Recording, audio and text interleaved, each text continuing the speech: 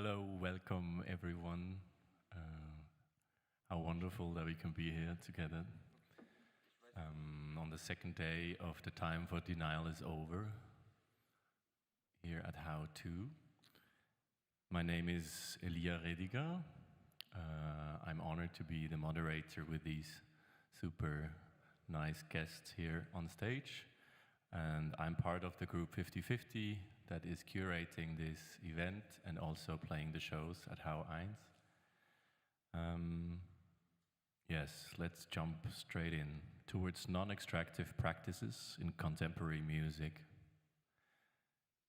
To this day, musicians from the global north appropriate music from countries in the global south and achieve great financial and professional success with it, while the music's creators or the cultures of origin receive neither attention nor recognition.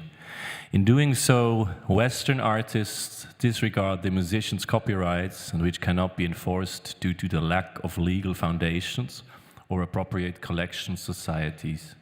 Thus, extractive practices of ethnomusicologists during the colonial period who served the European archives continue. How can new forms of collaboration develop and foster an equal and inspiring exchange? This is sort of the core of the discussion today. We will have 3 short keynotes from our wonderful guests, and at the end we will open the discussion to share and have microphones and statements going around. So I would really love to invite Joseph Kamaru. He's a sound artist. This is not his sound art. Thank you, Joseph, for being here. We had a wonderful preparation for this, and I'm really looking forward to your perspective on this. Thank you. Yeah, thank you. Should I just go ahead? Sorry? Are you introducing everyone? I can. Sorry, that was my first setup, probably. So we will start with Joseph Kamaru, sound artist from Nairobi, and he will share some insights on his temporary stored practices or projects. More to that, he will talk for himself. Then Pamela Owusu-Brenyah will hold her points on the stage. She's a curator, freelance curator, creative consultant, project manager, working at the interface of music, culture, and politics. She's based in Berlin with strong links to Ghana. Then we have Ketan Bhatti. He's a composer, drummer, and music producer of German-Indian descent and founder of the Trickster Orchestra. As a third, yes. Thank you, Joseph. Oh, yeah. Thank you so much for being here. And yeah, I'll just go ahead and share this project.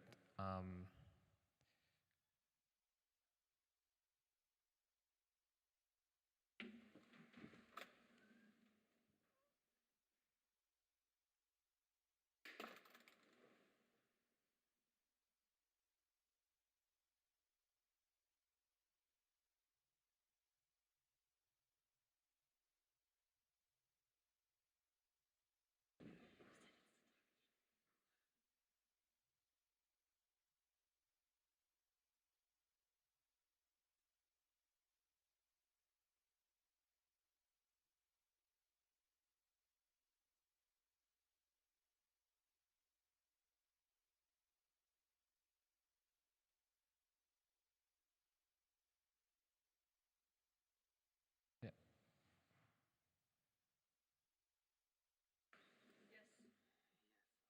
Super. Cool. So my name is Joseph Kamaru, and I'm a sound artist. I'm currently based in Berlin and from Nairobi, Kenya. I also perform as Kamaru, KMRU. Yeah, and this project, Temporary Stored, is a project that I think I started thinking about it since 2020, and I was in touch with the Royal Museum for Central Africa in Belgium, Turfan, and had a conversation with one of the guys who was running the archive there, Remy, and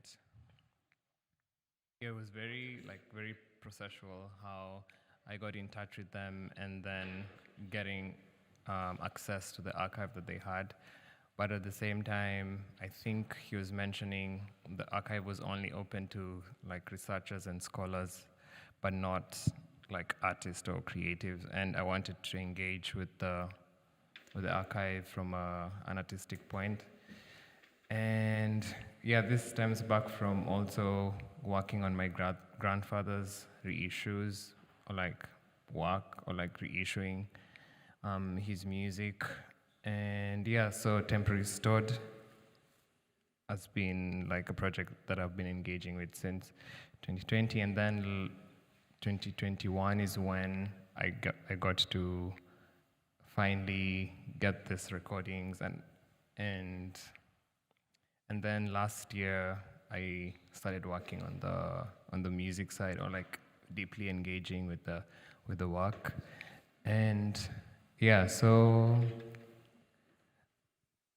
There's so many things that were going through my head when deciding to work on the project. I think first time was when I was in a museum, I think in Barcelona, and just the feeling of being in a museum and seeing these objects like in boxes, and just feeling unease that this artifacts, objects shouldn't be like stored here, and they're being like temporarily stored or like preserved in a way, but most of them were objects, like things that were tangible, and I know that there was like more of sound or recordings that have been done in the continent in Africa and like different parts of the continent, and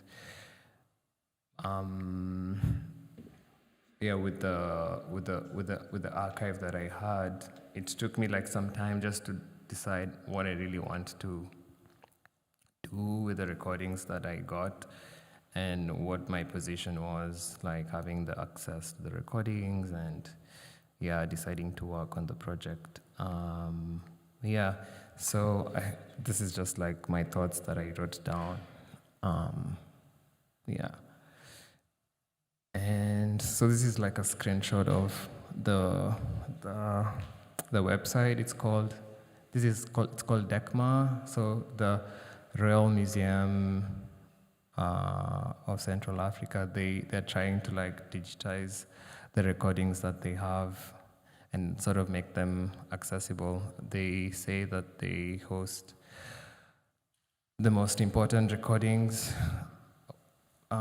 dating from 1910, and yeah, there's so much in recordings like sounds and even objects or instruments from the museum.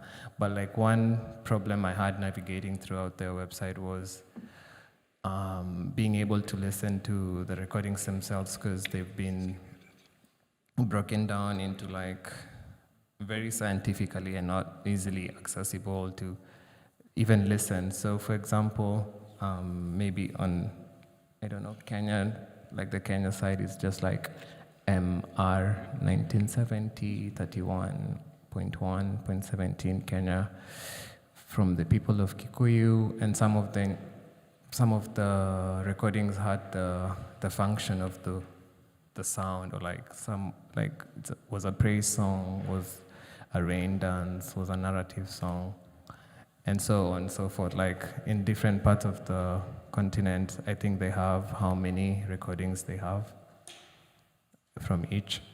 And yeah, so it was just by chance, and like I decided to like focus on like East Africa a lot, like Kenya, Uganda, Tanzania, but like also there's some recordings from Senegal and different parts that I was just choosing based on the information that I was getting from the archive itself. And then I had a list, I think, of almost 100 recordings, but I couldn't listen to them. You can't listen, it's just like the numbers. And then they gave me the recordings, and yeah, just listening back to the recordings because I didn't know how they'd sound, and most of them were like very musical. Others had like recordings or like pure recordings, and like so much noise, which I wanted to engage with them from that level. But anyway, I made this. Okay, it doesn't look super clear, but it's all the numbers of the recordings that I chose, and like just duplicated them a lot, and I made like some artworks with this. This was just like for me trying to engage, like to go deeper in this idea of like, okay, these numbers and how am I going to think through them. And it took me almost a year, like, okay, deciding, okay, I'm gonna do this and see, because all the time I was going to the archive, I hear something new, or even today when I was listening back to the archives that I got, was you just hear new sounds, or like even music that you've heard before, but like in a different context. And yeah, so the project initially was like, okay, I'm gonna make some music based on the archive purely, and just also introduce my own like perspectives of the archive, and not like fully in an academic way that's not accessible to like people, and but like also in a way to just find different ways to like present the archive that's easily accessible in a way. And I made some tracks and decided to make a tape for it. And the idea was actually to make these tapes and like sort of give people for free in a way, or like I did the project, made like the tracks and like made the tapes too. And also at some point throughout the project, I decided to work on like an installation called Stored, and this was also part of my school project. Like I was just thinking, okay, I'm gonna extend the project in a space, and so I put like the numbers and in A1 prints, and those are safe, which those safe, and like so many keys on the wall, on the ceiling, and people were encouraged to like try and open and figure out what's in the safe, and the safe had like tapes, and if somebody opened it, they could take the tape. These are some of the prints that I made, and a lot when I was like doing this project, I was reading Kofi Agawu and Bonaventure works on museums, and I think this is where my head was at when I was like doing this project. I'm gonna share some recordings of the music, and also I made a long form radio piece with the recordings that I got. I'll just play through some tracks and see what happens.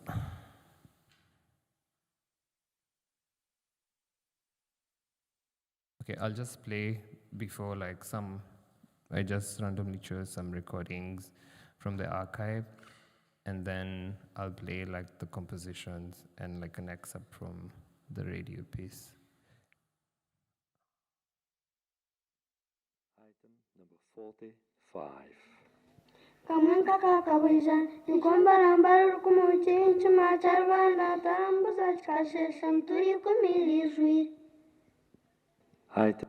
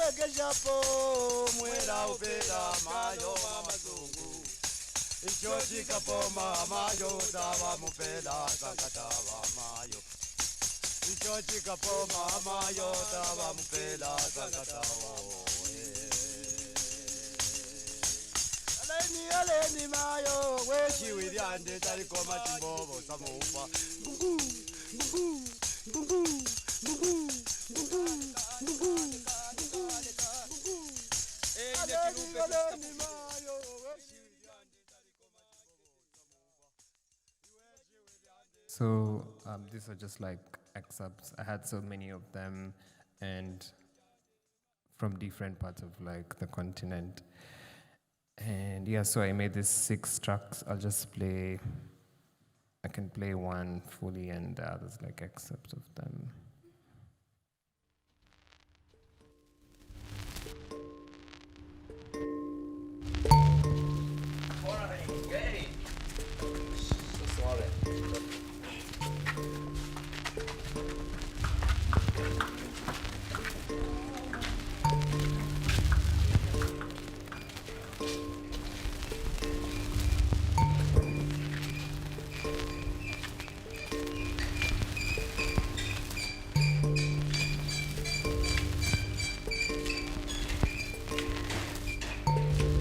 In the eastern region of Kenya, we have Wakam, the most wonderful dancers in the country. Just like the Kipsigis, they also celebrate after circumcision. In sommige streken van de delta heeft de Europese viool, de kamanga, de rababa vervangen. Dikwijls houden de muzikanten die viool echter vast, zoals een rababa. In sommige streken van de delta heeft de Europese viool, de kamanga, de rababa vervangen.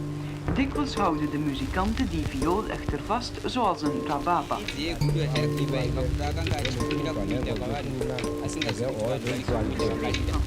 heeft de Europese viool, de kamanga, de rababa vervangen.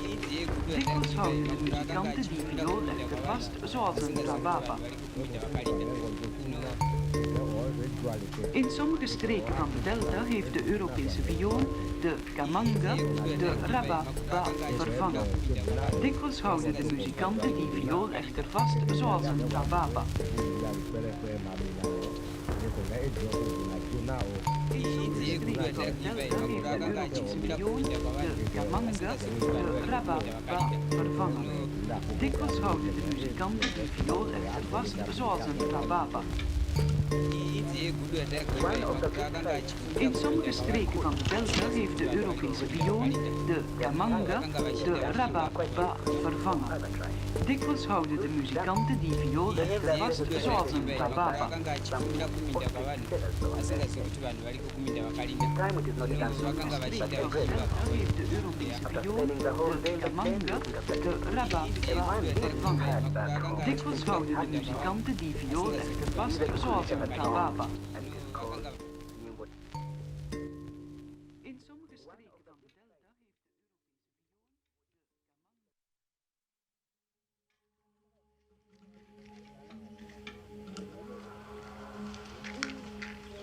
Ndato amutu wango we mutulu kwanengo jotuna ege o we dualite ege o ajojuna we jojuna kwane buasi ege ne gona jese bubu ege be sebuna o engo doko bido andunduna ege beanga ke wa bebe erudu yari pelepe mabenane ege ne edio sebuna jona o ege jona ke njemingo do makate obo ege o njemingo kole ko yoke nda kubote abulike ne yoke nda kubote apolote abulike ananga ositeni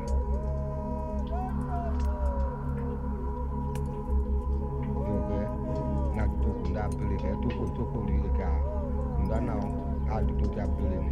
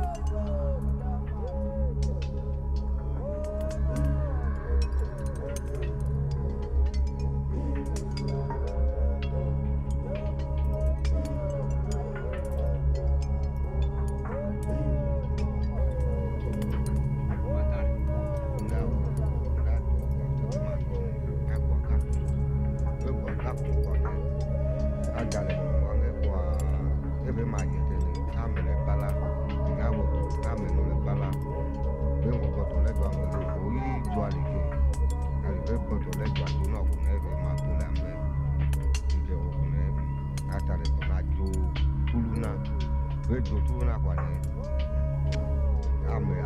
ame titri ndi me de ve ma me titri ne ma peke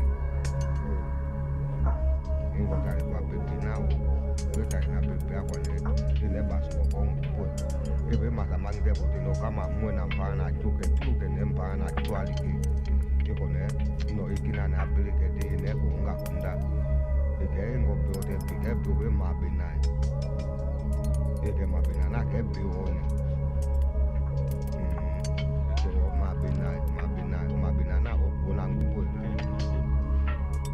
ma benana okuna ngubo nge kundana eke ngo bebe ma benana onde be lango te bo ngo bebe ke hudu yali kundai bebe pa ne wo de leo wa tungu pa na bebe ke hudu yali kundabe ke hudu Mabena yali pelekwe, ke hudu yali kundabe mabena ke hudu mabena yali pelekwe, ke hudu yali bongebe mabena ke hudu mabena yali pelekwe, ke hudu yali kundabe mabena ke hudu mabena yali pelekwe, ke hudu yali bongebe mabena ke hudu mabena yali pelekwe, ke hudu yali kundabe mabena ke hudu mabena yali pelekwe, ke hudu yali kundabe mabena ke hudu mabena yali pelekwe, ke hudu yali kundabe mabena ke hudu mabena yali pelekwe, hudu yali kundabe mabena ke hudu mabena yali pelekwe, hudu yali bongebe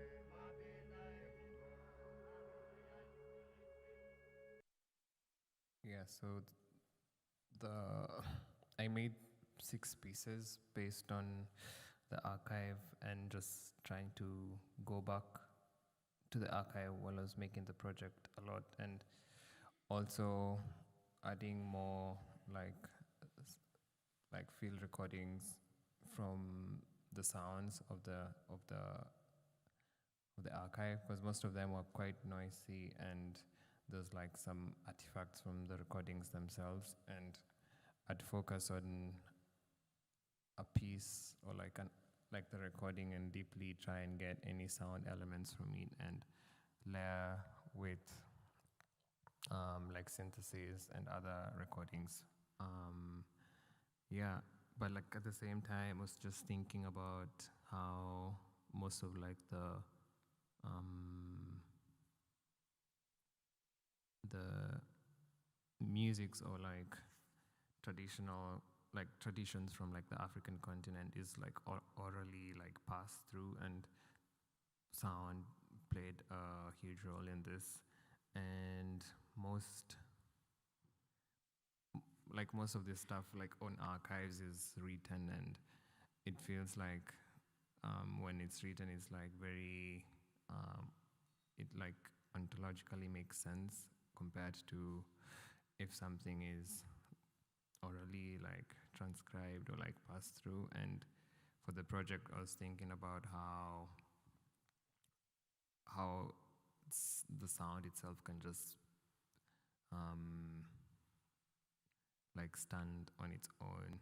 And yeah, it's still like a conversation that I'm having with myself and like different peers on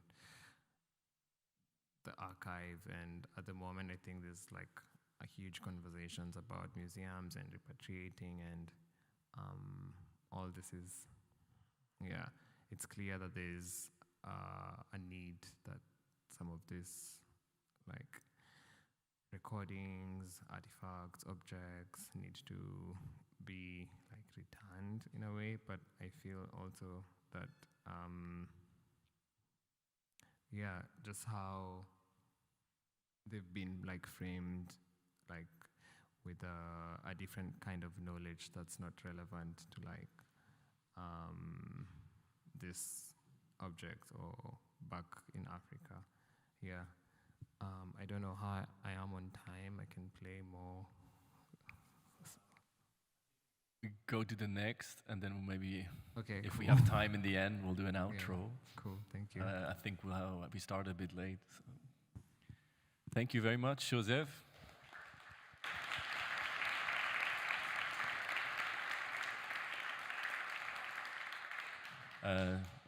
wonderful insights to your work.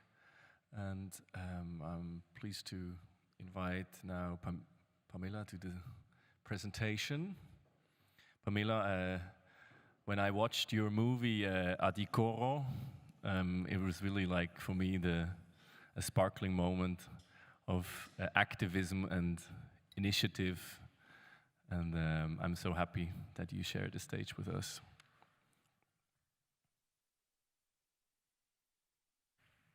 Hello, yes. Thank you for inviting me. I will open my presentation a little bit later. I will also introduce myself a little bit more. Yeah, is that fine? Yeah. Cool, yeah. Erstmal, hello. Hello, everybody. Happy to have you all here. Yes, a little bit about me, maybe. My name is Pamela Owusu. In my work, I campaign for more visibility of African contemporary culture, but also music and musicians here, or musicians who live in the diaspora. I actually started, my entrance into music was as a DJ, I would say like in 2013. That's when I stayed 2 years in Ghana and also kind of firsthand experienced the rise of African contemporary music in Accra. When I came back in 2016, I just stayed 2 years then because I enjoyed it. And when I came back, I also started DJing here, and I was, because of social media, sometimes got messages from event organizers, would you come and play some African music? You know, I got calls from like Engtans or the Hip Hop and Burgers who were like kind of interested to hear what I had to play. And then in 2016, end of 2016, I had the chance to found the African Food Festival here with 2 of my former partners. The decision was more or less because I felt the representation of African music, Africans, as also Africans in the diaspora, was very simple and like kind of always the same, like a continent that is not inventive, where nothing is happening, where there's a lot of war and famine. And I felt like after being 2 years in Ghana, I was like, oh my God, people really need to know what's happening locally. And so I kind of like founded that festival. And also I had a lot of friends actually who did or tried to do kind of what means African music, but do music from their cultural heritage and maybe fuse it with contemporary music here, and it was very difficult. And later on, in 2018, I founded my own platform, which is AfroX Pop, which is kind of a similar concept. In 2017, I had the chance to work with Universal Music. They had a new label called Afroforce, where they but where they signed African pop artists for the European market, and I was the A&R for that project. And as you said, in 2021, I did a documentary on women in music in Ghana. The name is Adikoro, Women in Music Ghana. I'm doing also quite some stuff here in Germany about the visibility of women in the music industry, and I was very interested to see like how it is as a female artist in Ghana. Also, it was a bit like on my playlist, I had so many African female artists, but when I saw the media, they only talked about Wizkid, Burna Boys, and I was always like, how can that be? There's so many great female artists, and no one ever heard of them, or they don't even get the chance to be visible. So I did that documentary, and today I will actually not talk about my documentary. I changed my mind. I wanted to more or less, talk about maybe a case here in Germany where like the topic that we are talking about like really shows it, and also the extent to it. I will open my presentation maybe.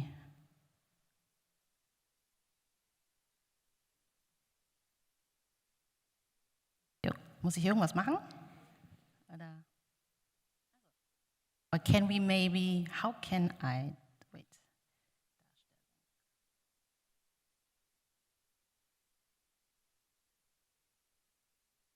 Yeah, I would love to talk about this case. I think the technological development is on one hand a curse, but also a blessing for us musicians, but also for consumers.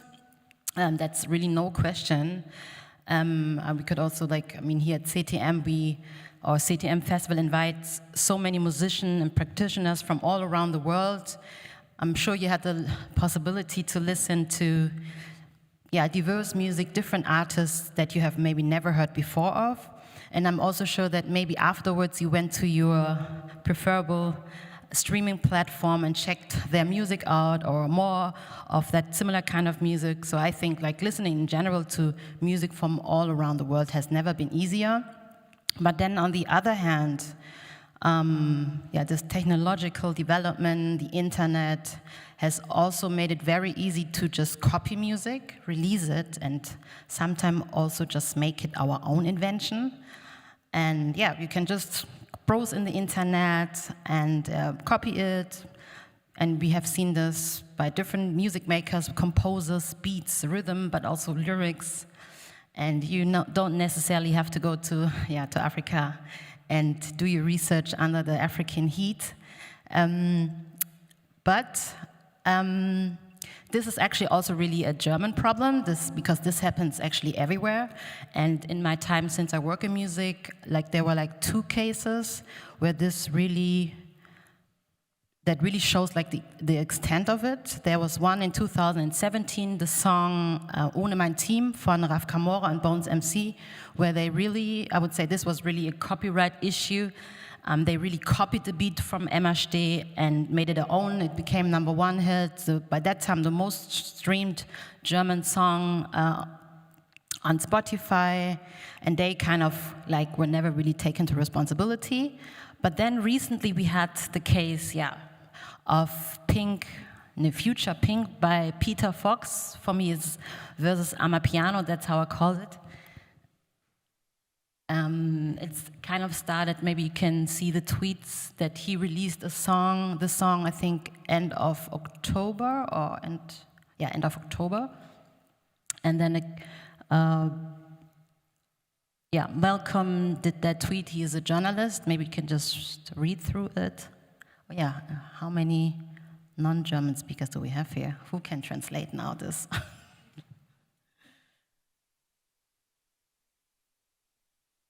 Translate?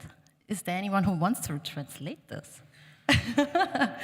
He is kind of saying that Germany is the 4th biggest music market of the world, and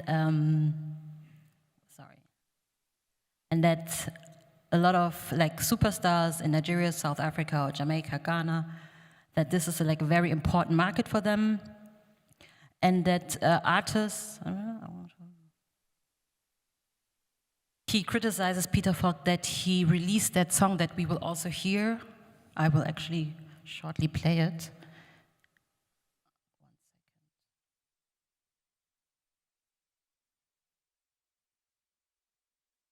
Possible here?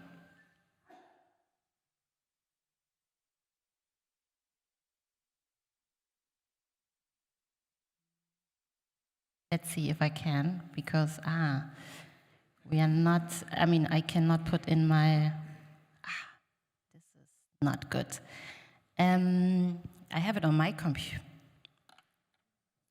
How could I play something? Okay, good. Yeah, that's true. This is not my computer, so do you have, where's the where is, can I just, da. Opening? Nee, aber ich bin auch falsch. Yeah, maybe you can do this, so I don't have to concentrate on this. Yeah, I would just, this song is not, I would say, really a copyright issue, because it's not that he really stole a specific beat of a specific African artist, but it's just that he uses the South African music culture, Amapiano, this genre Amapiano. I would love to listen.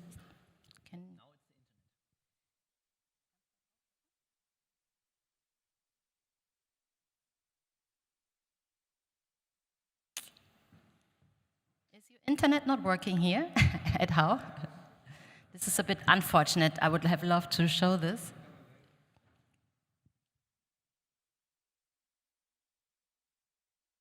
Hier, du musst es hier.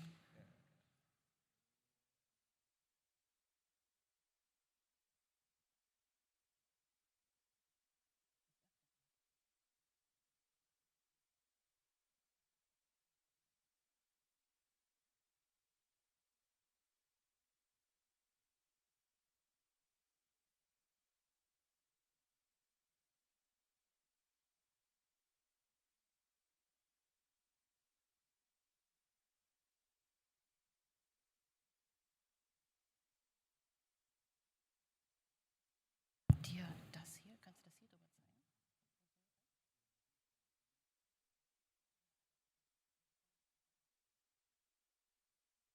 Sorry for this.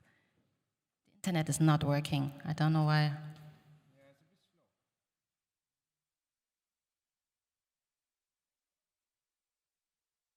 Your name here? Because yeah, you're here already. As we are using you now. But then you.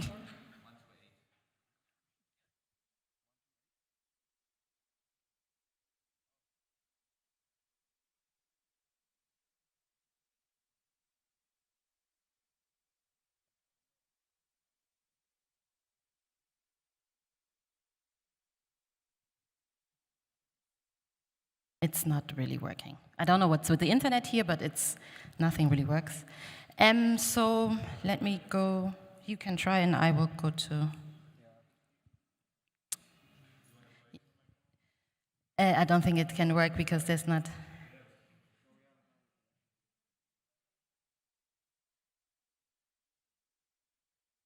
Okay, so it's not really working, but I don't know if you know the song.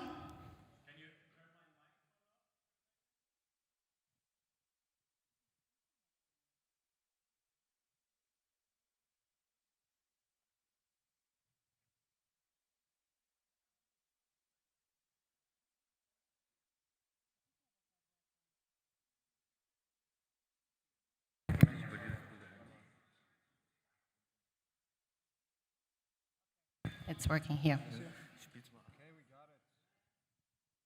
Yeah, we got it. Sorry for the delay.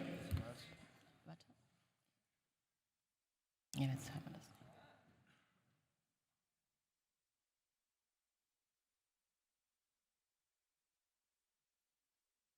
Turn the tone on. Yeah. Sorry. But just the beat that comes now.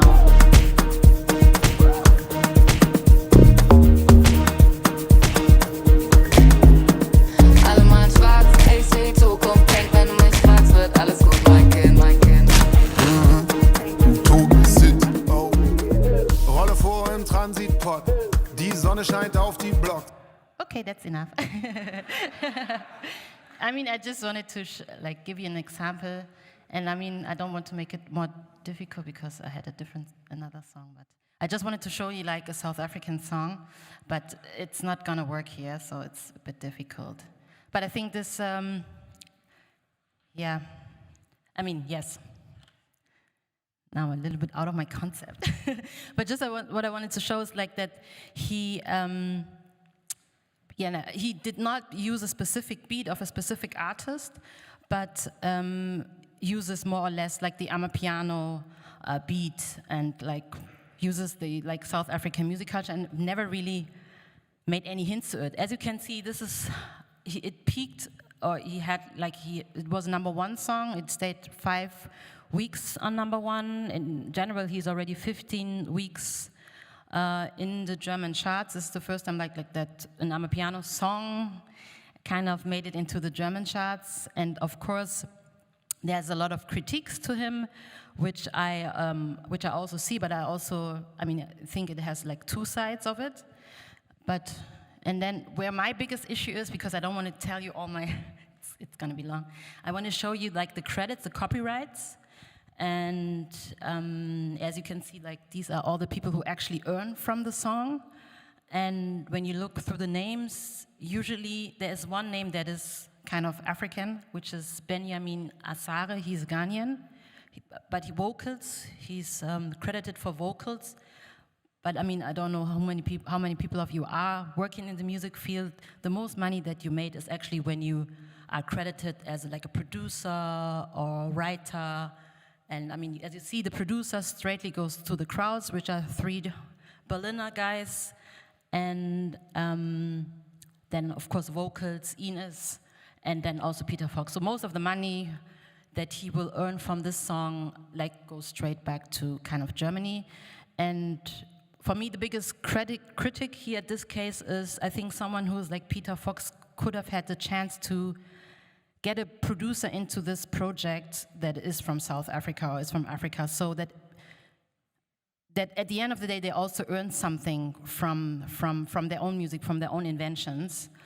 And when you look also into the press, I mean, not everybody's super known into music, and a lot of people also wrote like, oh, like that he invented a new kind of music, and I think this is super dangerous. And I mean, afterwards he was invited to like a lot of radio interviews, also to community events where he talked about it. And but I felt like someone who was so long in the music industry could have done it better, and could also be like a positive example in this case to make sure that even beforehand or while producing this or putting it out, he could kind of hint to where he got his influence from. Because to be really honest, it's not his invention, but it's just also listening to a lot. I'm pretty sure he has not been to South Africa the last month. And yeah, just the guys sitting in their studios and producing kind of the same beats that are very omnipresent in South Africa, but also in Africa. And what I also found really interesting, this music genre, Amapiano, also sparked inner African conversation, where South African artists or producers who invented the music are also criticizing a bit West African, especially also Nigerian artists who like kind of make it their own and are very also prominent outside. And there was also a lot of discussion. Yeah, as I said, this is not really a copyright issue, but more like the discourse was a lot around cultural appropriation. And I think, yeah, I mean, I don't know what kind of questions you later have for us, but I would be really interested to also hear your thoughts about it. Like, how could we collectively here in Germany or in the Western world make sure that we give back to the people who invented it and not just make it our own? And yeah, I guess this is what I would say to this now, and I'm sure we have a nice discussion later on.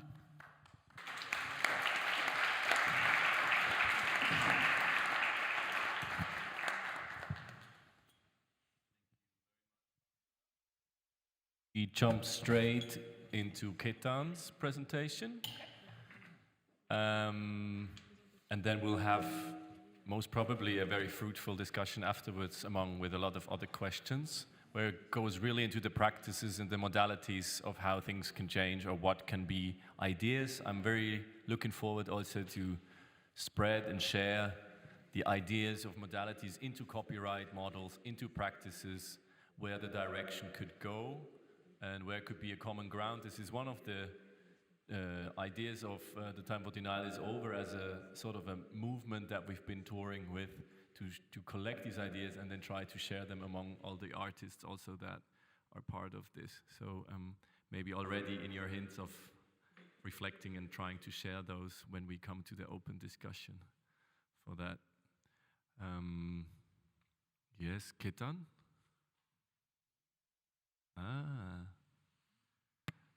Oh yeah, there you go.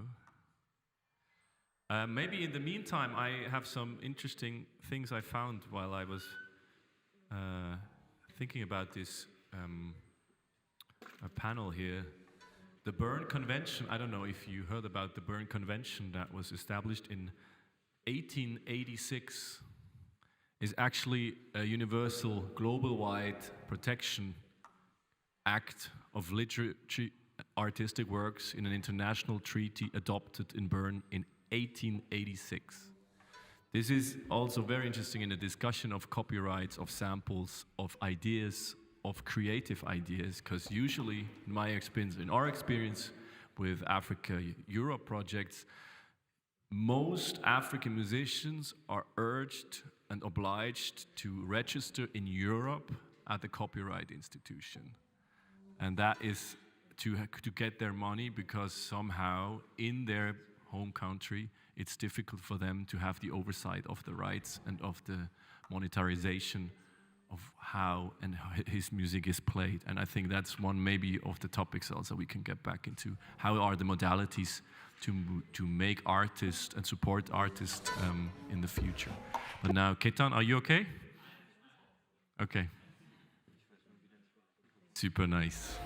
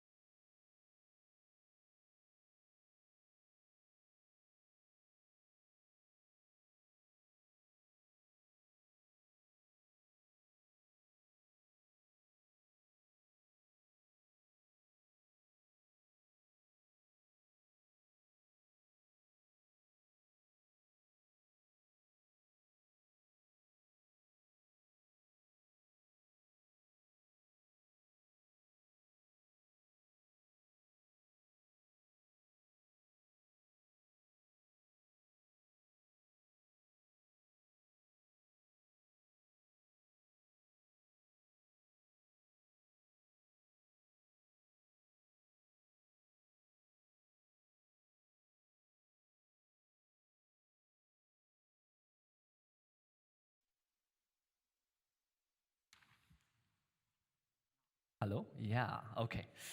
So, hello, my name is Ketan Bhatti, also maybe one more time, and it's a pleasure being here and talking to you guys, and I'm looking forward to our discussion. I wanted to tell you a little bit, or I was asked to tell a little bit maybe about my work that I'm doing in the field that I would call trans-traditional music. And what you just heard was actually kind of a snippet of the orchestra that I'm working with called Trickster Orchestra. And it's an orchestra that was founded by my colleague Sumin Samawati and myself like 10 years ago. And I give you a little bit background story of that, so that will maybe also make sense then later in the discussion, why I tell you this. Because when we started like, yeah, it was like between 2010 and 2012, we had an experience that the Berlin Philharmonics were actually doing a project where they were inviting people from Berlin, from the free scene of Berlin, like the freie Musikszene, but from people who are kind of have either a migrant background or are playing a non-European instrument, and they were putting them together with some Berlin Philharmonic musicians. So the idea was that every Berlin Philharmonic musician was playing with one kind of non-European musician. And it was actually a nice experience. We were meeting a lot of great people. So I was invited, of course, with Sumin together. She is a singer and a conductor, and with Iranian heritage. And we were like encountering a lot of really, really great instrument players. But, and that was kind of the feeling that we had, that it was very unsatisfying in the end, because we had the feeling like, okay, every duo that were meeting and were doing music together, they kind of met on the smallest common ground they could find.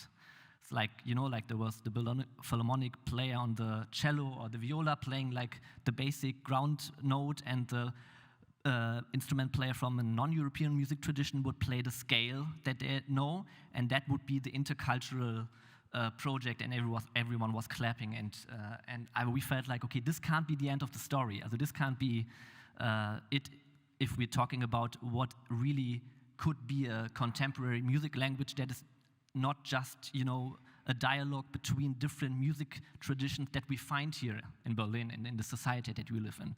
So our aim then was, when we founded then the orchestra like a year later, was, or the question that we had was, how could a contemporary music sound that does justice to a post-migrant society, or to the diversity of a post-migrant society?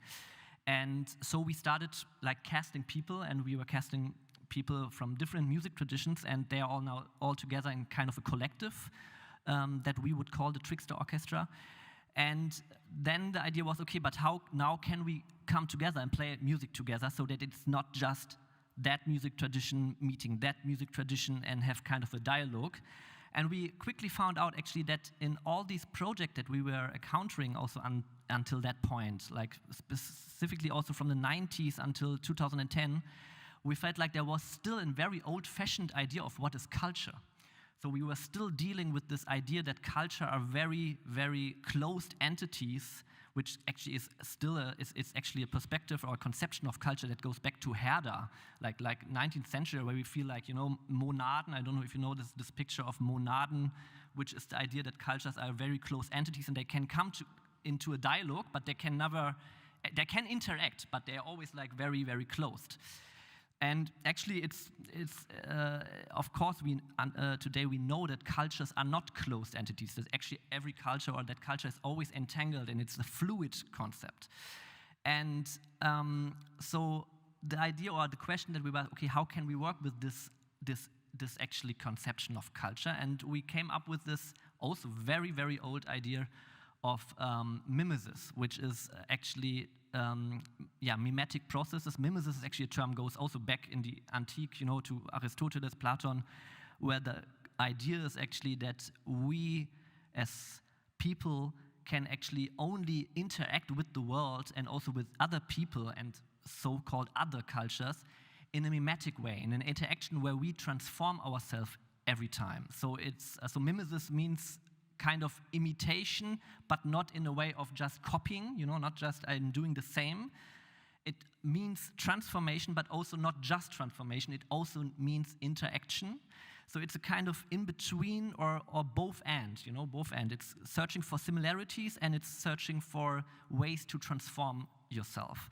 And what I really liked about this picture is that the idea is, or it's a picture that builds on that one, is that we as people actually can't even understand each other at all.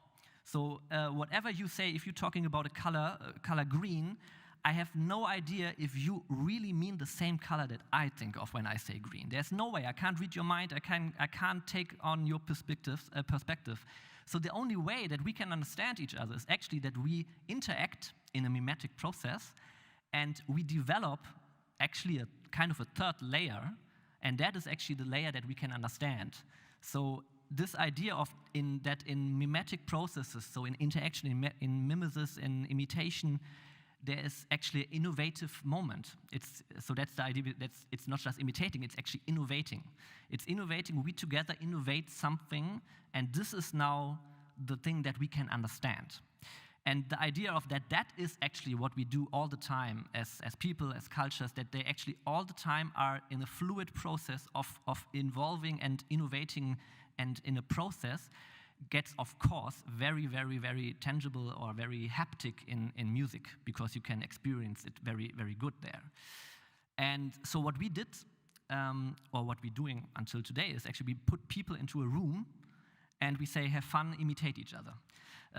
To make it maybe a little bit profane, but it's not so profane at all, because what happens is, so you have a trombone player who's coming maybe from a very Western classical or maybe Western contemporary music background, educated in academica and played, Stockhausen, Lachenmann, like very, very, very European classical academic music. And you have someone so that's his maybe music tradition, and then you have someone coming from a Japanese music tradition playing the koto, with a total other rules, intonation, ideas, scale, phrasing, ideas, everything, and you put them into a room and you say to them, so now please interact, imitate each other, become the other. Please, trombone player, transform yourself into the koto and vice versa. What can happen there? And what happens, would be my description, is it's really, really, really exciting, because the trombone player has to think about new ways of phrasing, has to think about new ways of interacting with his own instrument. So everyone has their own tools, their own tradition in the background, you know, but the skill set that he or she grew up with and learned and studied. And with this tool set, you transform yourself into the other, which is impossible. And because of that kind of dialectic also process, something is happening. And this is actually exactly what I am interested in. So we also sometimes say, a little bit polemic maybe, we are not so much interested into to the each music tradition. Like I don't need to know exactly, like in the Trickster Orchestra now, and also just to make a point here for that, not so much interested in what is exactly your music tradition and what is the culture behind it. And I don't want to study it for the next 10 years. No. What I want is I want to interact. I want to come into an interaction and to work with you. And that's the same with the other guy or the other person, that he or she also interacts with me and also is not interested in what my whole background in music tradition is. It's about what we can do together. And this is kind of the concept of the Trickster Orchestra, what we're doing there. And what is interesting for me there, or what we experienced very, very, very fast, because at the beginning it was just an aesthetic idea. You know, we just wanted really to know how does it sound if a koto player becomes a trombone. So very, like an example. And then we suddenly noticed, oh, where do we play? Where do we get money from? And we encounter a lot of obstacles that we encountered. Like, we were always booked for concert in the foyer, in the so-called Rahmenprogramm. So if there's a festival, Beethoven is played on the stage, but your intercultural project can be here, like in the foyer or in the cafeteria, and it's really nice that you people, you look also very nice and your instruments are really exotic. Oh wow, yeah, that's good, and we can show that we are very diverse here, and then we listen to Beethoven. Okay, good. And so we felt like, okay, there's clearly a hierarchy here. There's clearly a hierarchy here, and it's not only where we can play, it's also where we get the money from, because we were trying to get money to just to work, because we had like one funding in 2012 maybe, or 13, and then every year one, so we could come together for one concert a year. So this is not really how you say, a lifesaver. So we couldn't make a living out of this. So, and then we were trying to get funding from the jazz funding that is existing in Berlin and in Germany. They said, no, you have a ney flute and a koto. No, you're not jazz. Okay, then we go to the contemporary music funding, and they say, no, you're doing improvising with those, scales and Middle Eastern instruments. So they say, I know what you are. You are world music. And then we had the bad term was there, and we were like, what? We are world? Okay, what is world music? Okay. And then we found out, okay, there's this very colonial still perspective of, here is our music, our high culture, and there's the rest. And it's nice, and you can all participate, but please not on the main stage, because it's Mahler, Wagner, and Beethoven. So this was like, I would say 10, 12 years ago, or even 20 years ago when I started studying here in Berlin. And things have changed, I must say. It's really like in the last 10 years, and specifically in the last 3 and 4 years, it more and more was a topic in discussions, in feuilletons. The juries were more and more coming to that situation. They said, okay, we can't put the same people always in the juries, and so there is a structural problem we have here. So there's nothing new that I'm telling here. But what we still see is that although, like Trickster Orchestra, for instance, in the moment we have really a good run. Yeah, so we can play. We get awarded, so there is a recognition, and it's also like we can play in the jazz world, we can play in the contemporary, like Western contemporary classical context world, and so this is changing. but still we see that there is always this little different view on projects that when we were, for instance, when we are asked to engage with other institutions for like orchestrals or theaters, they put us in the education program. Don't get me wrong, I'm totally down with education, but maybe you can feel that there is still this hierarchy of this is good for education, but it's not art.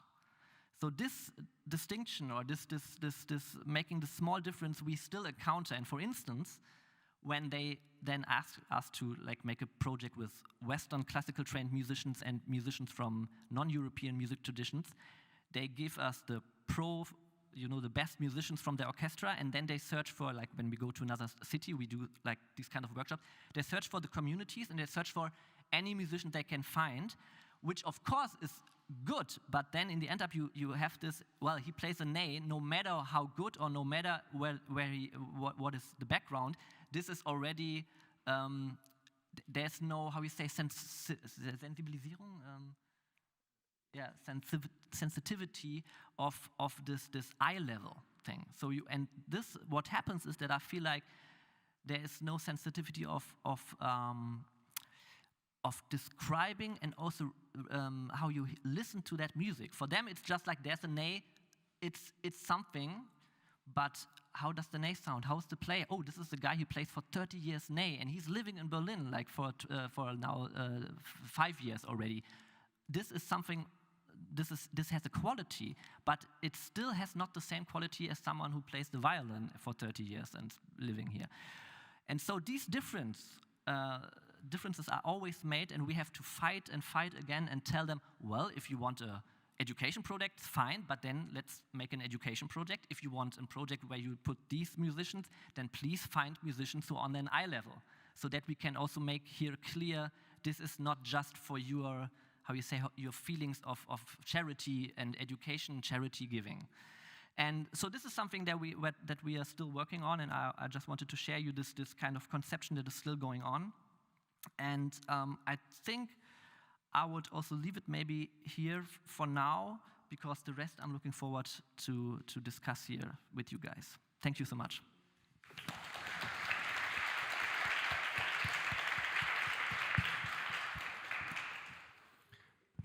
Thank you very much. I think it would be interesting to, do you have comments among each other that you would like to make after listening to your statements of each other? Joseph, Pamela, Ketan?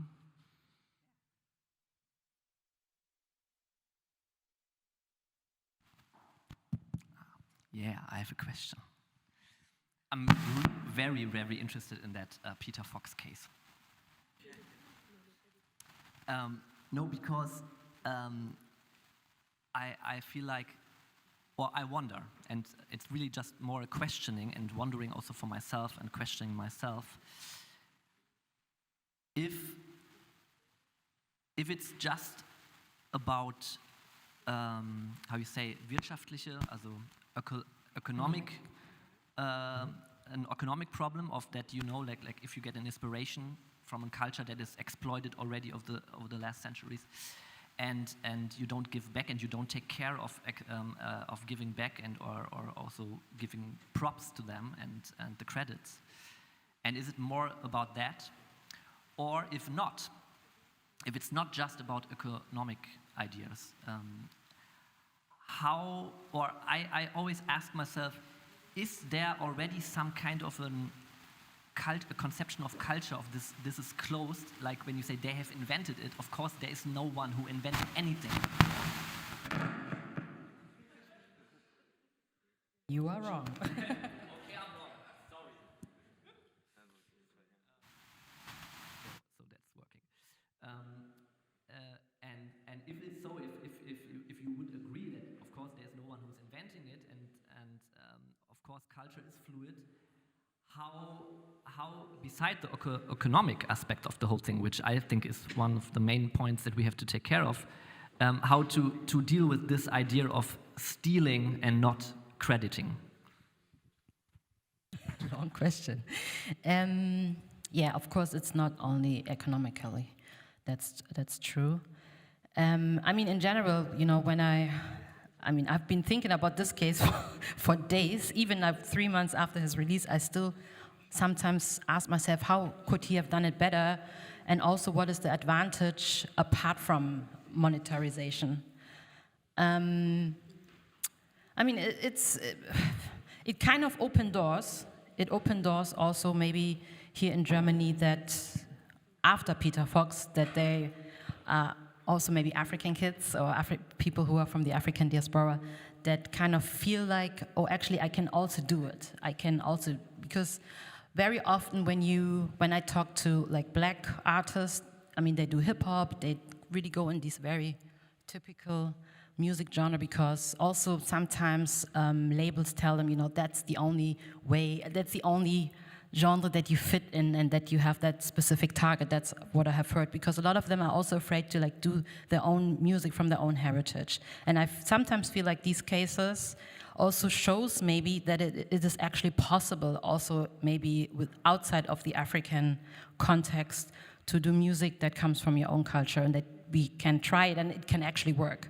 It's a bit that, I mean, it's a very, very complex cases. You know, I mean, it's not only #1 hit because it's he just used amapiano music and put it out. I mean, there's so much to it. It's Peter Fox. He has a following. He has supports, and then also, of course, he has released a lot of music, and people are listening to him. You know, I mean, there's so many things that come to why it is a #1 hit, why he makes money with this, but still. Because, I mean, I'm not so harsh in general with my criticism to this case, because I know him a little bit and I've talked to him, and I know also his daughter has African roots. I mean, he's not the, in my case, sorry that I say it, Bones that has maybe no connection ever to the continent, but he has been in that culture. You know, when he wasn't even Seed, he was always hanging out at Yam, and I mean, you know, his whole circle is also very black and African, I have to say. So it's not only, oh, now I saw this, oh, this is cool, I do it and I try it. And also, like, he hasn't, you know, there's also a risk for himself, because he hasn't put out music for 10 years. And then just to say, I mean, you know, sometimes it's very comfortable to do that, what everybody does, and also to know this can work. But he decided, you know, the genre is cool, I like it, I want to try it. And I take that risk to see where it takes me. It could also be a big fail, you know? You never know as an artist after 10 years. Also, you're getting older, you know, you're not so much in touch anymore with the young culture, to like do something that is new. And for that, I actually really credit him, because he's not always going like this comfortable way of, I do that what everybody does, but more just, he's a really music digger and lover, and, you know, and he doesn't just copy it. I mean, you know, as you said, it's not that you can just copy something and then now that's the song, but he kind of also brings in his own experience in music, and I mean, the producer that he works with, you know, it's not typically the amapiano beat. But yeah, it's difficult. It's like for me, what is very interesting to see is like after the critique, after all the discourse, I want to see, because this is the first song, he puts out an album soon. I want to see how he used that discourse for his next song that he puts out, for his next album release. I want to see like what comes after this. Like, has he learned something from the whole? I mean, the whole discussion that we had is, I mean, he's #1 also because there's a lot of discussion about this. Like, we also pushed it to #1 because you just played it. Yeah, and now we're sitting here again, you know, maybe more people hear that song. So, but in general, I also see this as a chance to see how in the future we could do it better. Like, how can we make it differently that everybody is kind of gets the exposure? Because yeah, it's not only about money, but when you sit in South Africa and you make 300 euros a month and you are in your hot studio with old equipment and you know you're pushing this genre, and then there's someone who makes million with it, something that we or they do every day, then yeah, it's also a bit about money, you know. But because what can they buy from? Yeah, okay, now you're in in any German Zeitung, yeah, this is nice music, and now whole Germany is dancing to it, you know. Is this enough? Like, I feel like it has to be both. And that's why I love like this whole discussion around the song, because there's also a chance to see really how we can come together, how we can make it better, how can we learn from this case. And yeah, I mean, I don't have the answer to this problem, but I hope there is something in the future that we come closer to each other. Joseph, if you don't mind, I have this from our talk we had before. You told me the story about your father in Nairobi. My grandfather. But your grandfather, sorry, your grandfather. Is it okay to elaborate a little bit what you experienced with that? Because I think it builds a good bridge to what you just been discussing, and also with sort of the commercializing of pop songs or folk songs or rhythms and melodies and ideas. Yeah, so my grandfather was also a musician, and he had a huge catalog of music, and when he passed, I started like reissuing and archiving, just putting his music back online again, because most of his work was on records and tapes.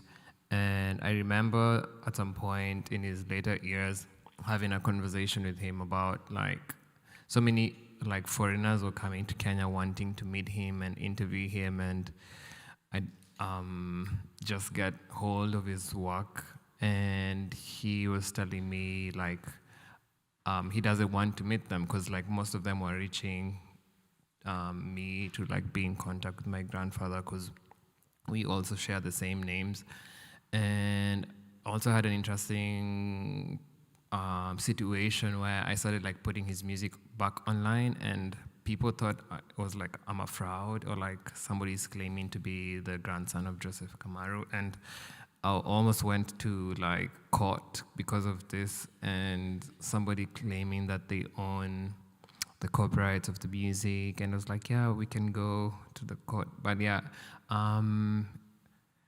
Yeah, his music has also been sampled a lot, but like also I realized some of his music, when he was like releasing a lot, he had like sold some of his copyrights away. And just recently, maybe 2 years ago, there was this ad on Nike, and they were using a sample of my grandfather's music, and I was like, okay, I know this song, and I need to figure out like the copyright situation. And I didn't know like this famous song, like he didn't own the master or like publishing rights, which was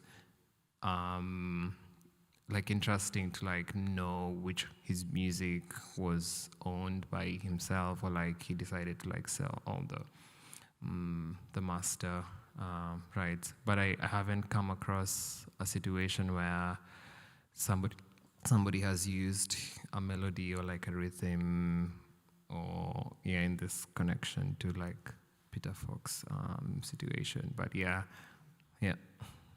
I just maybe we have copyright lawyers in the audience. Or Yes. It's a very difficult topic too. it's a very difficult topic. I think we want to.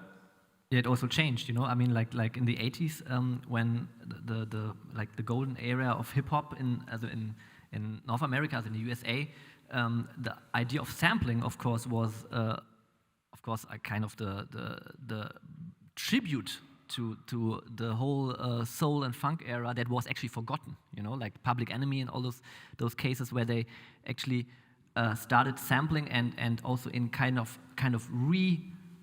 recognizing the roots of specific music styles. And of course it was no problem of sampling, and then until I think 93 was the big how do you say, Urheberrechte? Copyright, yeah, so thank you. Copyright law that changed all that. And so until 93, sampling was first of all part of the whole hip-hop culture, which is cultural appropriation at its best, you could say. But at the same time, and that's maybe also a topic, there it was very clear that specifically these hip-hop artists were, of course, kind of tributing their heroes. If this was, ecological, not economical, and economically also seen, I don't know really, but there's also a small difference, because, I mean, Public Enemy maybe did copy music from other black artists, so, I mean, you know, It's not better only because black artists copy black artists.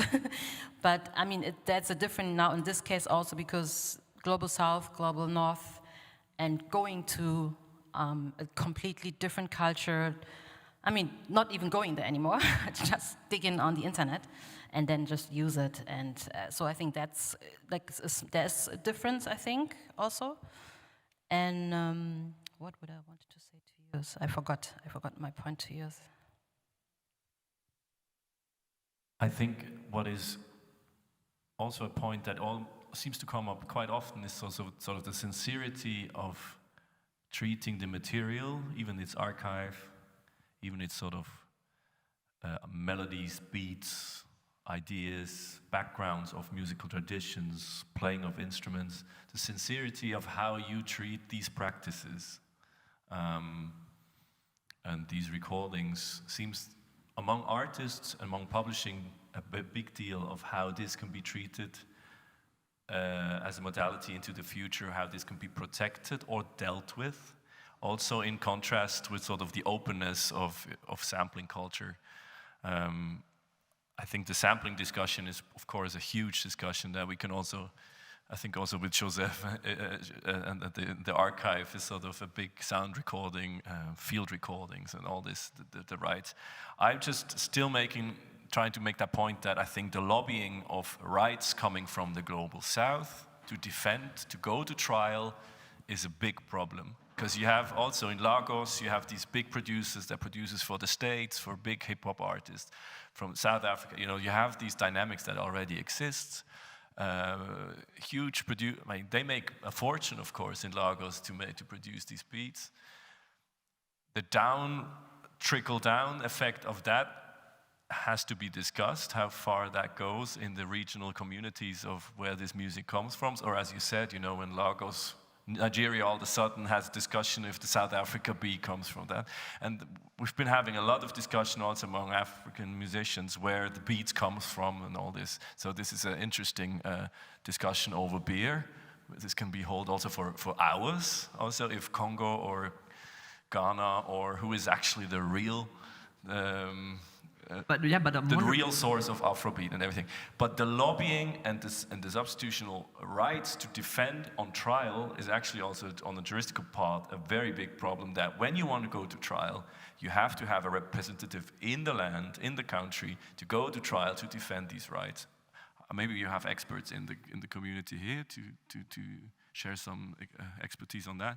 But I find that a huge problem in interaction with artists, that they are not supported by a structure, so they feel at first that their idea is actually not protected. And that's why I said about the Berne Convention, which sort of a running joke from 1886, that we have sort of, in the UNESCO Charter, we have sort of this pseudo-written law that artistic ideas are about to be protected. I don't know, maybe any point on that? I'm just wondering if somehow we can at the same time make sure that there's no exploitation. Thank you, exploitation and how you say participation of everyone who is involved, or actually every artist everywhere. On the one hand, like the dream utopia, you know, and on the other hand, not talking about who is an inventor, you know, and who is owning an idea, because I feel like if this is connected, you know, if we need this idea of this conception of culture and art, I feel like it's like a backlash. I feel like we're going backwards to an idea of very, very dangerous ideas of you know, closed entities. This is mine, this is my culture, I'm closed, if you take this beat, this is something. I feel like this can't be the way, but on the same time, of course, I see the big problem of you know, people in power using ideas and you know, how you say, let's say processes and creativity of people who are not in power and who can't share the same, you know, wealth. Joseph, what is your point on sort of this idea of sort of creolism, that something becomes something new while things get together? Like in your temporary store tracks that you showed, you have these low-layered frequency drones that are, you work with these layers, and what is your point on that? How open, eclectic collaboration can be in that regard? Yeah, for this project, I was also thinking a lot about how I'll engage with the archive because it feels very delicate, but also I want to like engage with it, and I think like the ethically how I'd like approach working on the archive, and I think that's why it took so long, like just going back again and like listening and finding a way where I feel comfortable to like, okay, I can now engage with the archive itself. But also throughout the process, I pause and like I position myself like being in contact with the museum and like having access to the archive, and even putting it out again online. I was like, okay, it's out, and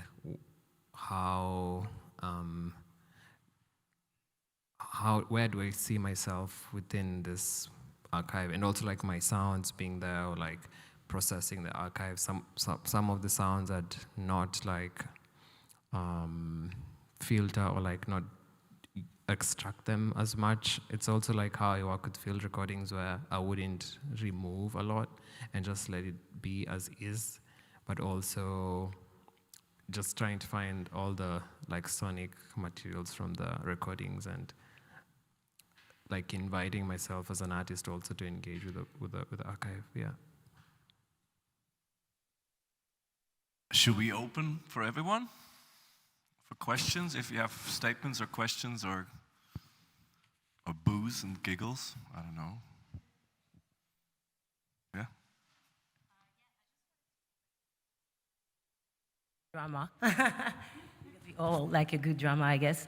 Thanks, Pamela, for bringing that up. I think it was at least among like, Black creative, Black organizers and people in the music industry in Germany, that was like the talk of October when the song came out.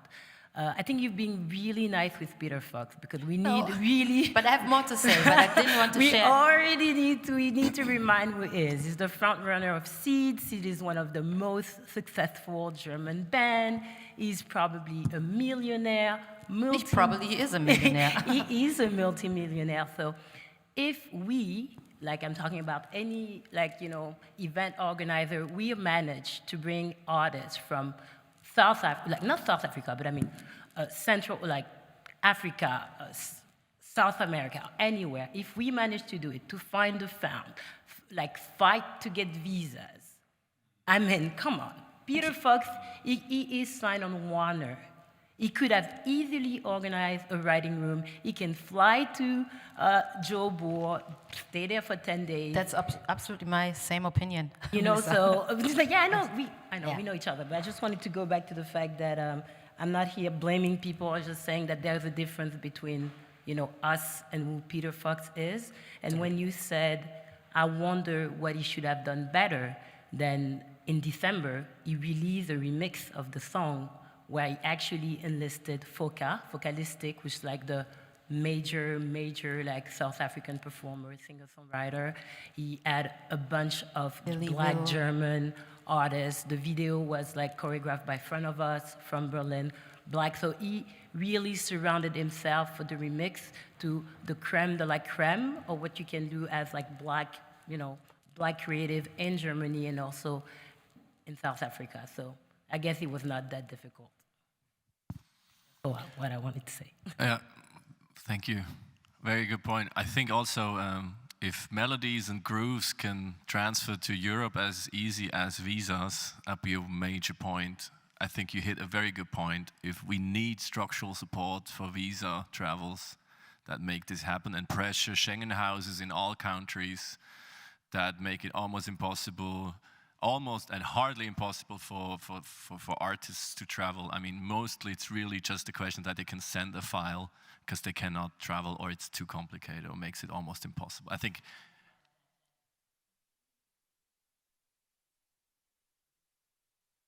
to be able to live in Germany, to have access to many, many films, maybe not enough, for sure, or maybe not the right one sometimes. It's just harder for us to get visa, and we most of the time just give up because we don't have the resources. And sometimes you really want to book artists from the global south because we like what they do, we want them to come here, show their work, show what they can do here, and it's just too difficult. Mostly we give up. We give up. Like, we don't have my crew and I, we don't have the resources. Exactly. We have the money, but most of the time we cannot bring them because it's just too complicated. No, absolutely. That's... I didn't. Sorry, can I just? Sorry. I didn't go so deep into to give my opinion, but I'm absolutely of your opinion. It would have been easy for him to do because also his label is Warner Music. Warner Music is in Africa, so they organize everything for you, and you just go there and you just do the bit. It would have been easy, yes. And do you have an explanation why he didn't? Sometimes I would love to ask him. I don't know. Sometimes when you start. I'm not a musician, it's just something, I have tried to put myself in Peter Fox's shoes, but, if you have maybe not put out music for a long time, you're maybe more concerned with producing music than about anything else around. And then also, of course, I see this sometimes with my projects.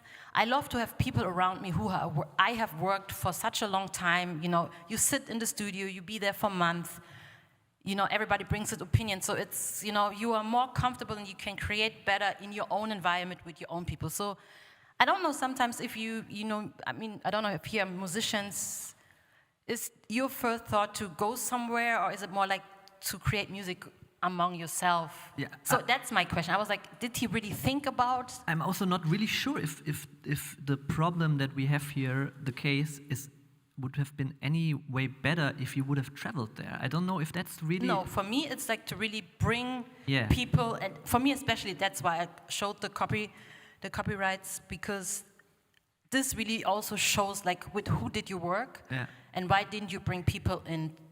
Yeah. And the representation on the video, the representation on the video and how he presented it, of course, he could have presented it with the producers in Johannesburg or whoever. They present it always in a big time. Just to say, Peter Fox was very much invited to join here, so it's not. It's not we're not starting here a free bashing round. So we would have loved to have him here also with us. But it's interesting because Pamela, I didn't even know how far you would go into this topic. We wanted to have him here anyway for that. Oh, really? Yeah. So I didn't know. Oh, really? So, okay. But yes, it's nice. It's nice that we cover it anyway. I really would like to go into the audience again. I'm sure we have some. Are here any musicians who had like similar problems? Hello. Hello. Hi, my name is Morgan. Hi. I'm American-born, but my mom is from Borneo, and this past couple of years, a lot of my work as a musician has been kind of digging into my musical heritage and discovering some really amazing music that I haven't been so in touch with. Kind of during this research, I was looking up a lot of this keroncong music from Java, which is also influenced from like Portuguese over the past 300 years or so. It's really beautiful music. And there's an artist, Waljina, that I discovered, who's known as the keroncong queen. She recorded her first album at 14 in like 1959, I think, and sang this beautiful song, which I really, really loved. And whenever I hear it, I'm so moved by it. I opened up a set with it. And I think after hearing some music, I was like, wow, it would be great I want to remix this song. So I like ripped it off of YouTube. I start chopping it up. And then I'm thinking to myself, like, man, it would be really funny to like, I wonder if I could ask her permission. And I was talking with a friend about it, because she's still alive, she's in her 80s. And I was talking to my friend about it, and he's like, oh, yo, she's my uncle's neighbor. I'm like, what? Yeah, bro, call me next week.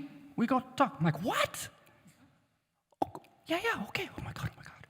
So spoiler alert, I didn't get to speak with her.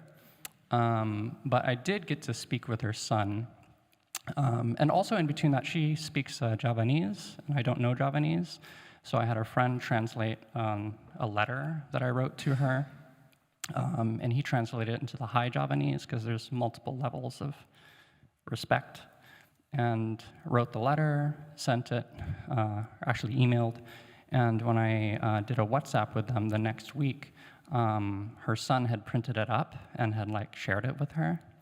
And she basically blessed the remix and said, yes, please use it.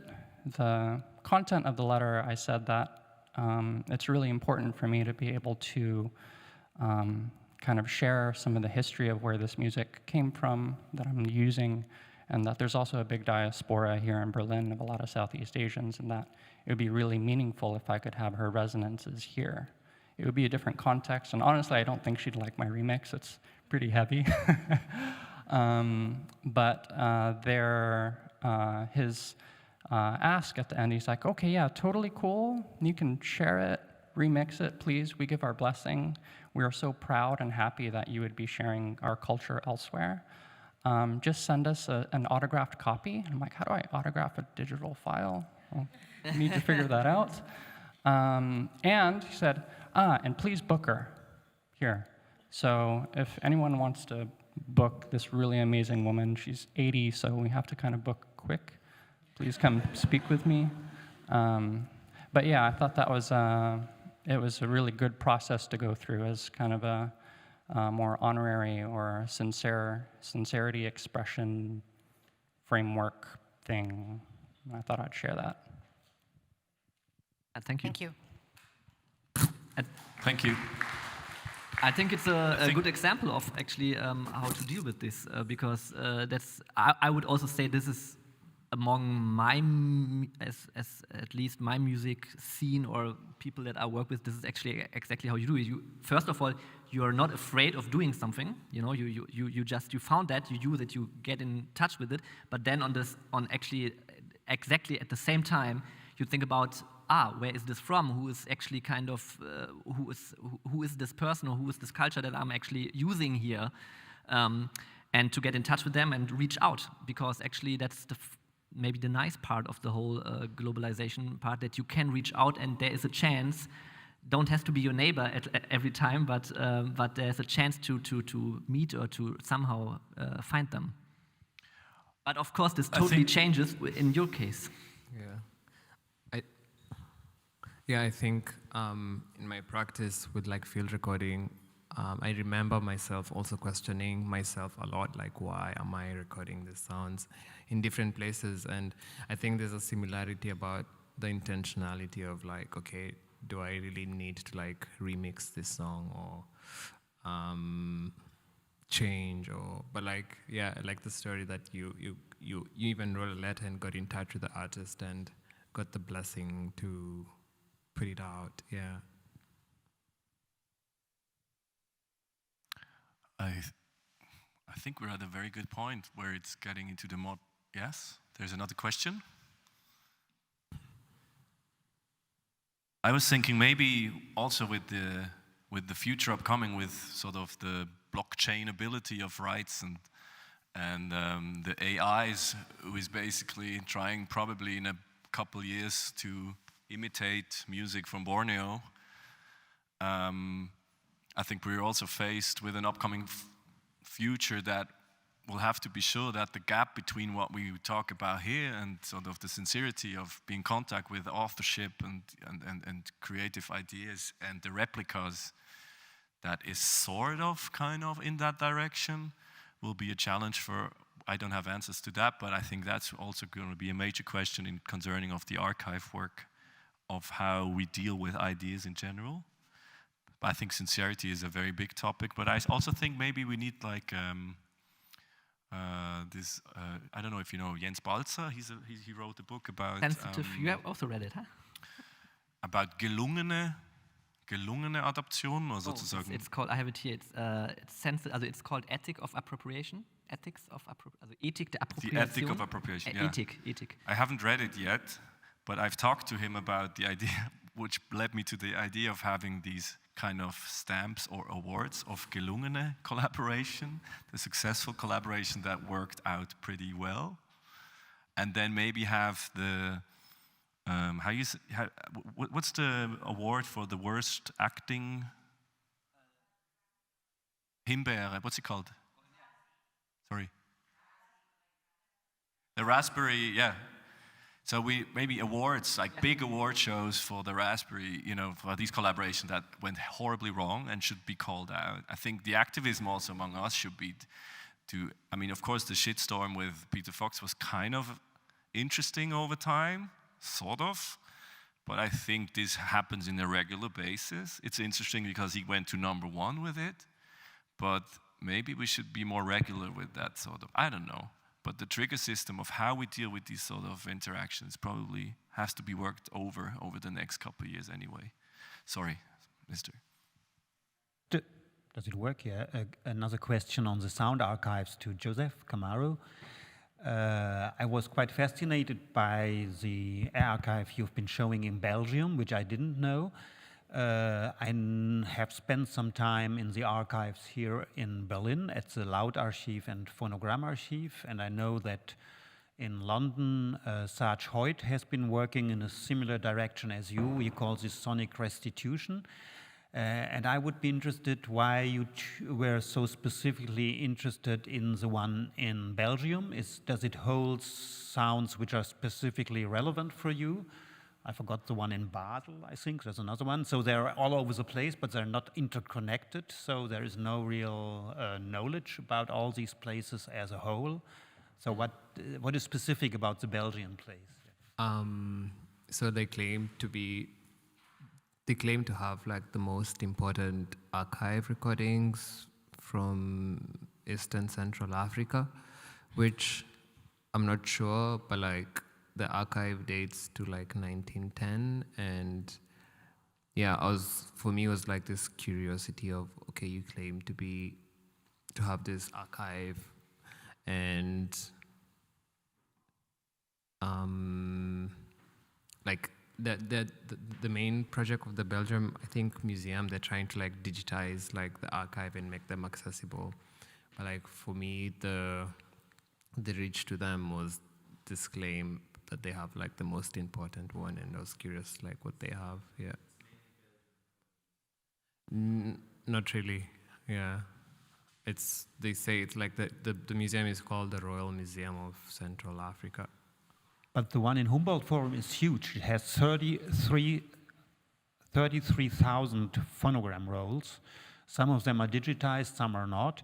And they are actively now searching for occasions to find strategies of bringing them back to the countries of origin. So it would be interesting, I think, to speak with them. I can tell you more about that. Yeah. Where is it? Where? At the Humboldt Forum in Berlin, yeah. And they just moved in from the remains which they had in East Berlin times. Most of them were in East Berlin during the German separation. And it took them a long time to move into the Humboldt Forum, but now they are set. And it's, it's half of this size of this room is the archive only. I mean, that's great. Yeah. Great that they moved inside Berlin. Thank you very much for this very fruitful happening. Thank you very much to you all for being part of this. And let's continue the discussion, and I'm very much also looking forward for the second half, follow-up discussion when we're still here, and yeah, thank you very much. Thank you too.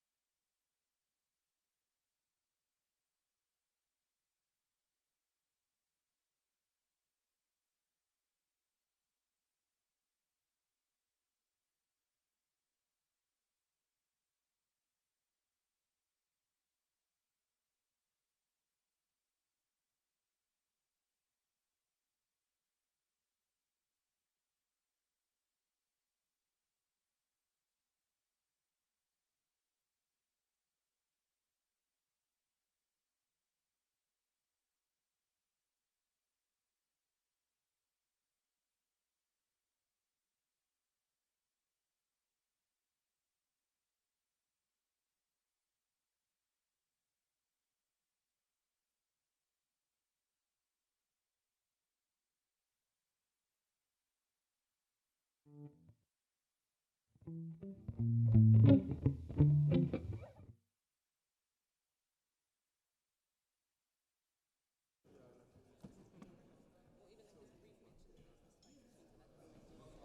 quel ton encore ça Ah oui, c'est toi Rémi.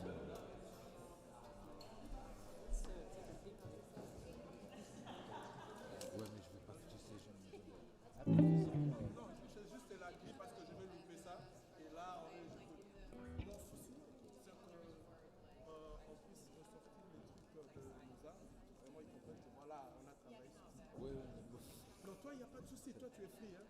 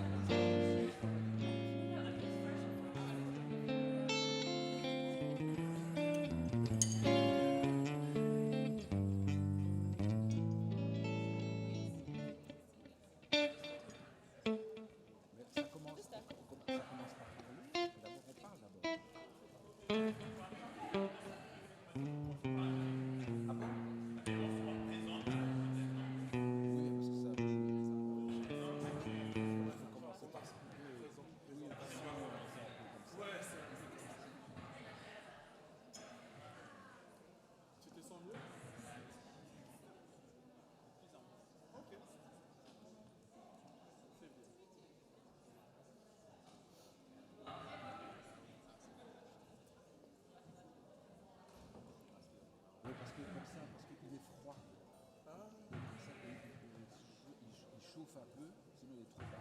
C'est vrai? Oui, oui. Donc, quand c'est froid, il descend. Oh. Et quand c'est chaud, il monte la corde. Et ça devient chelou.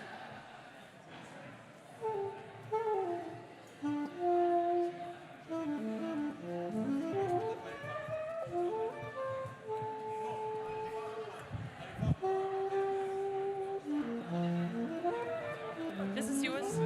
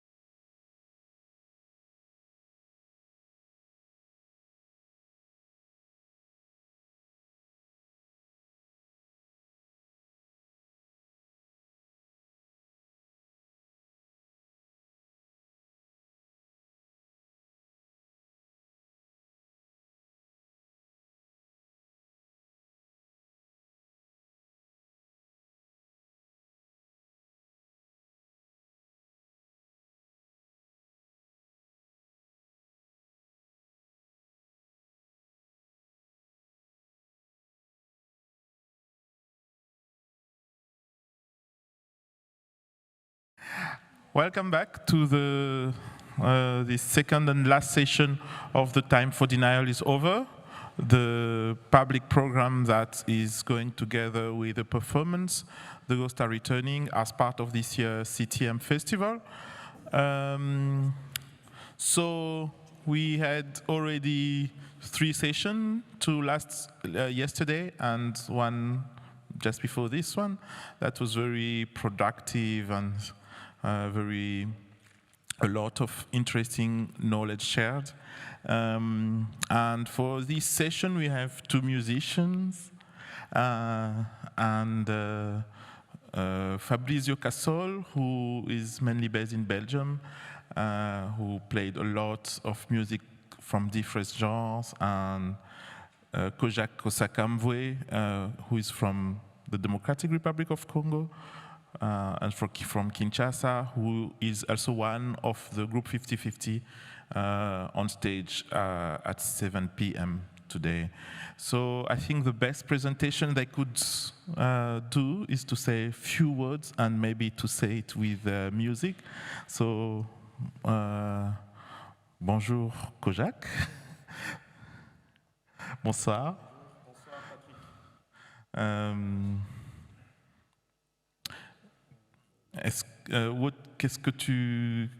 Comment tu peux rajouter en très peu de temps une courte présentation de qui tu es?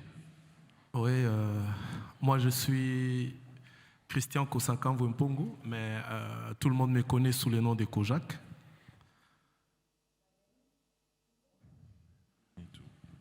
My name is Christian Kossakamwe, but everybody knows me with the name of Kojak. Je suis musicien en général, auteur-compositeur et particulièrement guitariste. I am a musician in general. I'm a composer and especially guitarist. Voilà, merci. Fabrizio Cassol. Hello, everybody. Thank you so much to invite me here, and thank you, Kojak, for this. You know, it's a long time ago now. A few years ago, we couldn't meet because so many things happened after intense collaborations, and after the reality of COVID, we were separate, and now today is fantastic to be together. I'm saxophone player, I'm composer, and yes, I'm doing, I don't know exactly how I can define myself, but for sure since 30 years, more than 30 years, I dedicate my life and my work to understand the world in this large richness of cultures. Since the beginning of 90s, I'm really into that, and that's bring me on the same road than Kojak. And we collaborate with one show which was created in Berlin. In fact, Requiem pour Elle was created in the Haus der Berliner Festspiel in January 2018, and we tour a lot. And yes, we can talk later about that, but it's yes, mainly definitely. I think it's one of the things we'll be talking about. But to complete this presentation, I think I will just invite you on stage and listen to your capacity to talk to each other through your instruments. So please, go on. Est-ce que vous pouvez nous faire une présentation en musique?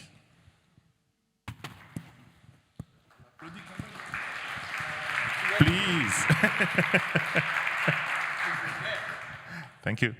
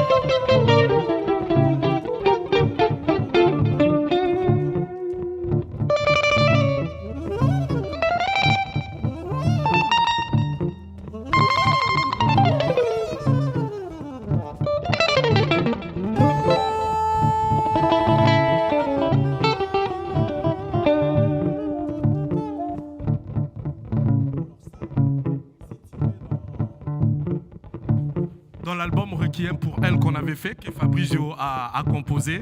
Et ça, c'est un extrait. J'ai voulu vous chanter la mélodie pour que ceux qui connaissent le Requiem de Mozart sauront quel morceau on est en train de jouer. Je ne suis pas un bon chanteur lyrique. Hein? Yes, ire, di, yes,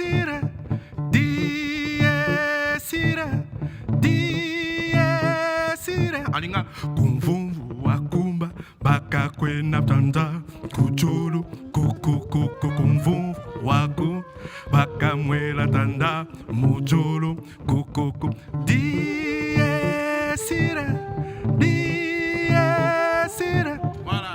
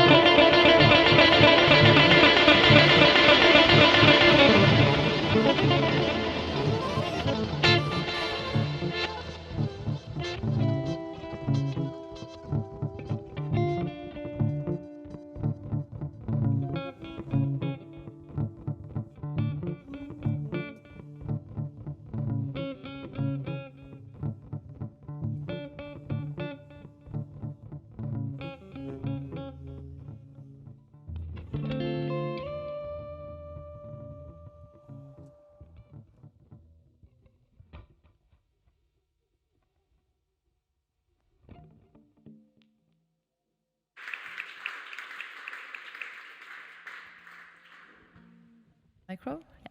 Maybe I just quickly translate what was said during the music.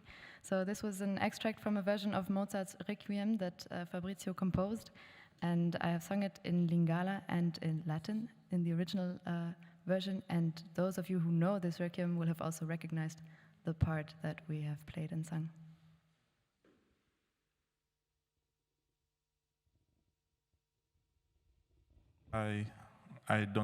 I don't know if you are tired of listening to them.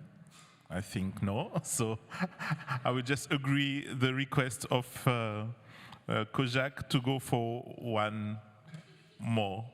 And okay, no worry, we will make them talk. We will make them talk. Ils veulent tous, donc si tu ne vous le chantez pas, c'est moi qui vais me faire trucider.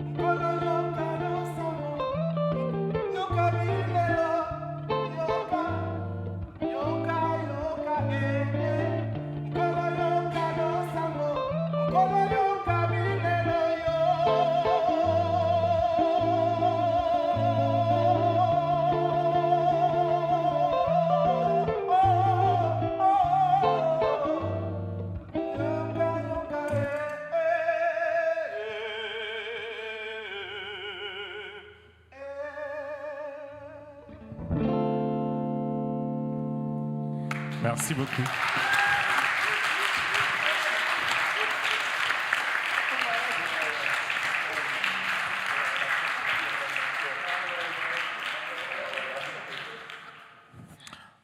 So I don't know if we need to talk anymore. Maybe not. But let's comment a little bit. Fabrizio, the short context about Requiem pour Elle. I've heard it's an album that I discovered recently, and I really listen a lot. Personally. I heard recently that you take the freedom to keep the composition that Mozart did before he passed away, and then erase everything else and recompose something different. Can you tell us why Requiem pour Elle, why this choice of the Mozart Requiem, and how you proceed to turn it into something became like an African prayer, sometimes like an African dance floor at another moment. So what was the process, the idea begin, and how you collaborate with the other musicians like Kojak and? Okay, but first of all, something never happened like this for the first time. You know, it's just the prolongation of a long story. The prolongation with then I said about 30 years ago, more than 30 years ago, there's something started. It was my first trip in Africa with the Akapic maize in the center of Africa. Then the time were really different. The period before, when I was starting to do music, I was professional. I started quite young to do things, but the world was very, in Europe, super Euro-centralized. And then there is something which was a little bit suffocating. Suffocant, on peut dire ça en anglais, suffocating? Yeah. Suffocating. Huh? And then it was important to just, I realized also little by little, with the very small access we had with the cultures all over the world, to understand what was orality compared to written music. When I was a young teenager playing music, there was something which was always there. Then the intelligence goes through what is written. And then it was like a moment very important to just do a step. That step, I've been in Africa nearly 100 times since that trip. It doesn't mean because I went like 100 times in Africa, then I know Africa. You know, it's not enough to know Africa. And also like 40 times in India, Cuba, so many places all over the world, Arabic countries, Balkan zone, you know, just to understand what's happening. And but a very special story started with Kinshasa. There was like a very great initiative there about culture. And but at that moment I was really focused on Mali, after focus on Senegal. And then in Mali I was working with someone like Owusu-Brenyah and you know, Baba Sissoko, many people like that. I was really into that trip. And Jan Goossens, which is very important a person in the cultural world, said you should come to Kinshasa because I would like to know what's going on. I'm working with the theater people, with the, you know, and but I would like to know what is happening with the music. And I said, I don't have time to go to Kinshasa now. I'm so focused there because I never want to run, you know, from just, it's a question to go deep into something instead to, you know, to just to go and just to have this touristic thing. But I insist, and I came to Kinshasa, and he said, okay, take this, you have a driver, 2 drivers, I don't know what, night and days, just go through all town, and please tell me what's going on with the music. was in 2004, something like that. Then I started, and I was so shocked. I was crying. I went from one side to the town, another side. It was really something totally crazy. And then something new started with, I would like to say Kinshasa more, because I don't know, I don't know the whole Republic Democratique of Congo, of course. But I had some also coming from Belgium. There's some roots, even if it was abstract in a way. And then I start to meet musicians, and we start to do a project. And the first project we started, it was in fact a request for a musician from Kinshasa. It was Coup Fatal. We also play Coup Fatal here. It was with Alain Platel who staged. And it was a mix of Baroque music and African music, Congolese music, something like that. But it has a story even before, when I manipulate the Matthäus Passion of Bach, and also with Alain Platel, and we were thinking how to do this. And I said, why? I met a young guy in Kinshasa, a very young guy. He's a countertenor, and he sings. He has really a voice. His name is Serge Kakouji. And I said, why not to have, instead of Christ, I don't know, like a regular way, to have a young countertenor from Kinshasa to make that role, that character, that singing. But of course, normally it's not the countertenor who sings in the Matthäus Passion. That everything was totally adapted. Then we start like that. From there, Serge Kakouji proposed with some musicians to create that project with the Baroque music and the Congolese music. We worked for 4 years in Kinshasa before to start a huge tour. And at the same moment, I was working with South African musicians when I manipulate the Macbeth of Verdi with 24 musicians and all the singers from Cape Town. And then the two projects were touring at the same time, and I was thinking, my God, singers, which we have this strong relationship with the classical, South African training. We have this friendship with the Congolese musicians, friendship with Western musicians, and the thing, because the evolution of the time was bigger and bigger since the 90s, of course, as you know. This kind of discussion, as we could listen before, were not possible 30 years ago. A lot of questions were not there in an artistic world. Is it mine? No. And then I suggest to Alain Platel again this stage. We should try to recreate a new ceremony of mourning. Because in the Western world, the ceremony of mourning is in a way, and when we go in other places, also in India or wherever, there's something that's totally different, and we should, and the Mozart Requiem is interesting because Mozart never finished it. Then I took the manuscript, and on the manuscript, you can see the different writings, and you can see what comes from Mozart, what comes from Mozart. For example, Lacrimosa, Mozart composed like 3 bars or 4 bars. When you listen the Lacrimosa from the Requiem, it's like, wow, full of singers, and it never stops. But in fact, on the scores, there's only a few bars. Then I thought, instead of to use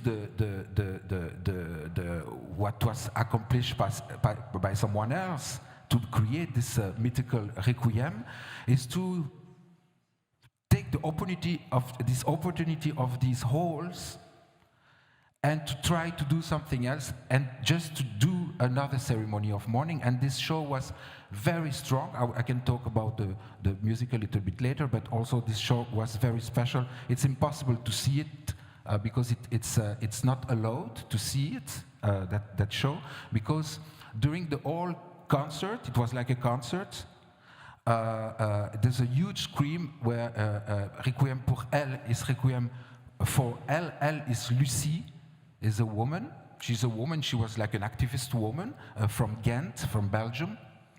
And she offered us the last hour of her life. Then in fact, during they were playing the Requiem, in that version, some dancing, doing things, she was dying, and at the end she was passed away.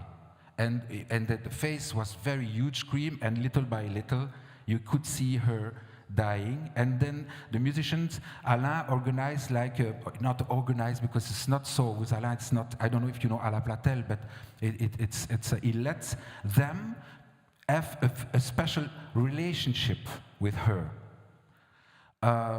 During the music. Then this work was very special. You know, I play saxophone now with Kojak, but I was not playing on stage at all. And I use only the saxophone to teach some parts, let's say like this, because the musicians, most of them, they cannot read music. Then to communicate the Mozart things and to manipulate this, it's only with the saxophone I could transmit the things. And now we are just improvising a little bit on this, but yes, I'm very happy he played alone, because in fact for me he is the seed, he has the seed of that work. We start to organize rehearsals or in Belgium or in France or in Kinshasa or in Cape Town, and we work like a puzzle. And little by little, and like this, we work with Kojak for the first time. It was Rodriguez Van Gama, also was there. You know Rodriguez Van Gama, amazing. He was also in the Fatal, and I met him in Kinshasa very soon when I was there. Then this work had to be organized in two huge steps. The first steps was the learning part, to learn that music. I reconstruct emotional architecture with this. And after, very important step, as when this architecture of emotion was already there, is how they could inject what's very important for them about this ceremony of mourning, about how they could react with the music.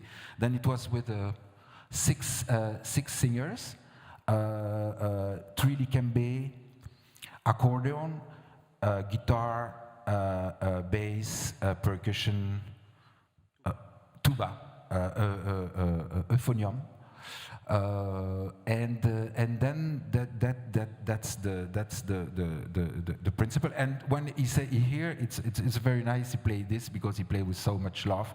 But I remember when we were after the puzzle, when we arrived in Cape Town to work finally all together before to come back in Belgium to really prepare the show. We were in a studio because we had to record everything to memorize. On that song, we were working on that song, and I remember I said to Kojak, can you go into the other room, and if you could find like amazing guitar riff on that, because we really need this. And Kojak went into another room when we were working. Then I saw, then what do you have? Because I said to him, you have 5 minutes to find that riff. Not more than 5 minutes, but there's so many things to do. And I heard the riff, and I said, okay, that riff, please go and teach the riff to the singers, because this is a perfect singing part to go with this lacrimosa, and it's also a part of the work was also like that. And it's a long story, I'm sorry, but it's impossible to say we start there. No, thank you very much, and thank you very much for this composition. And to come back to my friend Kojak, Kojak, tu as une longue carrière dans la musique. Tu as collaboré avec des grands musiciens du Congo, notamment Werason, Papa Wemba et tous les autres. Et en même temps, tu t'es beaucoup impliqué ces dernières années dans des collaborations avec d'autres genres que la musique congolaise. De cette expérience, qu'est-ce que tu penses qui est universel dans la musique et qu'est-ce que tu penses qui peut être particulier lié à ta culture? Parce que dans ta culture, à la fois ta culture dans la forêt du Congo, les bandundu, et ta culture de quinoa avec la rumba congolaise, et maintenant ces ouvertures. Et qu'est-ce que tu penses qui est universel, qui parle à tout le monde? Et qu'est-ce que tu penses que tu apportes comme particularité? I'm asking Kojak, after working with so many musicians like Papa Wemba, Wehason, that are very prominent figures in Congolese rumba, he's now more involved in international collaboration and now working with Fabrizio, and also this piece that he's the artistic direction for music with Elia Rediger. So for him, what is universal in the music and what is more cultural or particular in the music? Kojak, s'il te plaît. Merci. Alors, pour moi, ce qui est universel, c'est ce que toi tu joues. Ce que Fabrizio joue, pour moi, c'est universel. Ce que moi je joue, c'est universel. C'est juste si on s'accepte. On n'a pas besoin de me faire jouer comme Fabrizio ou de faire jouer Fabrizio comme moi. On a juste besoin de trouver un point commun pour jouer ensemble. Pour moi, c'est ça les côtés universels. What's universal for me is what you play.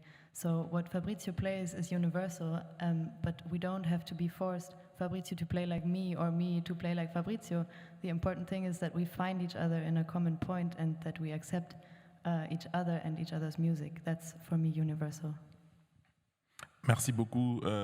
Je voudrais peut-être aussi revenir sur ce que Ketan disait dans la session précédente, que souvent on a envie que les collaborations n'explorent pas toutes les possibilités. Est-ce que dans les collaborations que tu as eues, est-ce que tu te sentais limité ou est-ce que tu sentais plutôt une ouverture? Parce que ce que disait Ketan, c'est que si on se focalise sur l'intersection entre deux musiques, et qu'on veut rester sur cette petite zone, c'est très limitant. I was just mentioning what Ketan said in the previous session, that most of the time in such collaboration, we focus on the intersection, so what is common in two music, and that can be very limitative, while one can also take the freedom to explore more freely what is inspired by the collaboration. And I was wondering for Kojak, in which position he performed his collaboration. Does it feel the freedom to open? Does it feel more open with the collaboration, or does it feel limited by this intersection? Alors, moi je pense que ça dépend déjà. Si on travaille sur une pièce de Mozart ou de Beethoven, c'est une pièce déjà connue. Donc, je dois quand même apprendre le morceau sur lequel on va travailler. S'il faut créer quelque chose, on trouve entre nous qu'est-ce qu'on peut créer. Par exemple, moi, Fabrizio m'a montré des parties que je devais jouer de Mozart. Il a pris juste ce que devait jouer un autre instrument, par exemple, je ne sais pas, une clarinette, et il m'a donné ces morceaux de clarinette de la pièce, parce qu'on n'avait pas la clarinette. Après, il m'a laissé le libre choix de jouer ce que je voulais, mais il m'avait quand même mis des barres. Il m'a dit, je ne veux pas que tu sois trop congolais, je ne veux pas que tu joues du jazz, je veux que tu trouves quelque chose de toi, de particulier. Et ça m'a poussé et ça m'a aidé encore, parce que c'est comme ça que je vois les choses maintenant aussi. Okay, I will try. So already it depends. If we play something that already exists, like Mozart's Requiem, then first, of course, I have to learn this piece and I have to understand this piece. If we create something freely, then it's totally different and we start from scratch. So when we were playing Mozart's Requiem, Fabrizio showed me the parts that I should play. That was actually a clarinet part, and we didn't have a clarinet, so I was going to play this.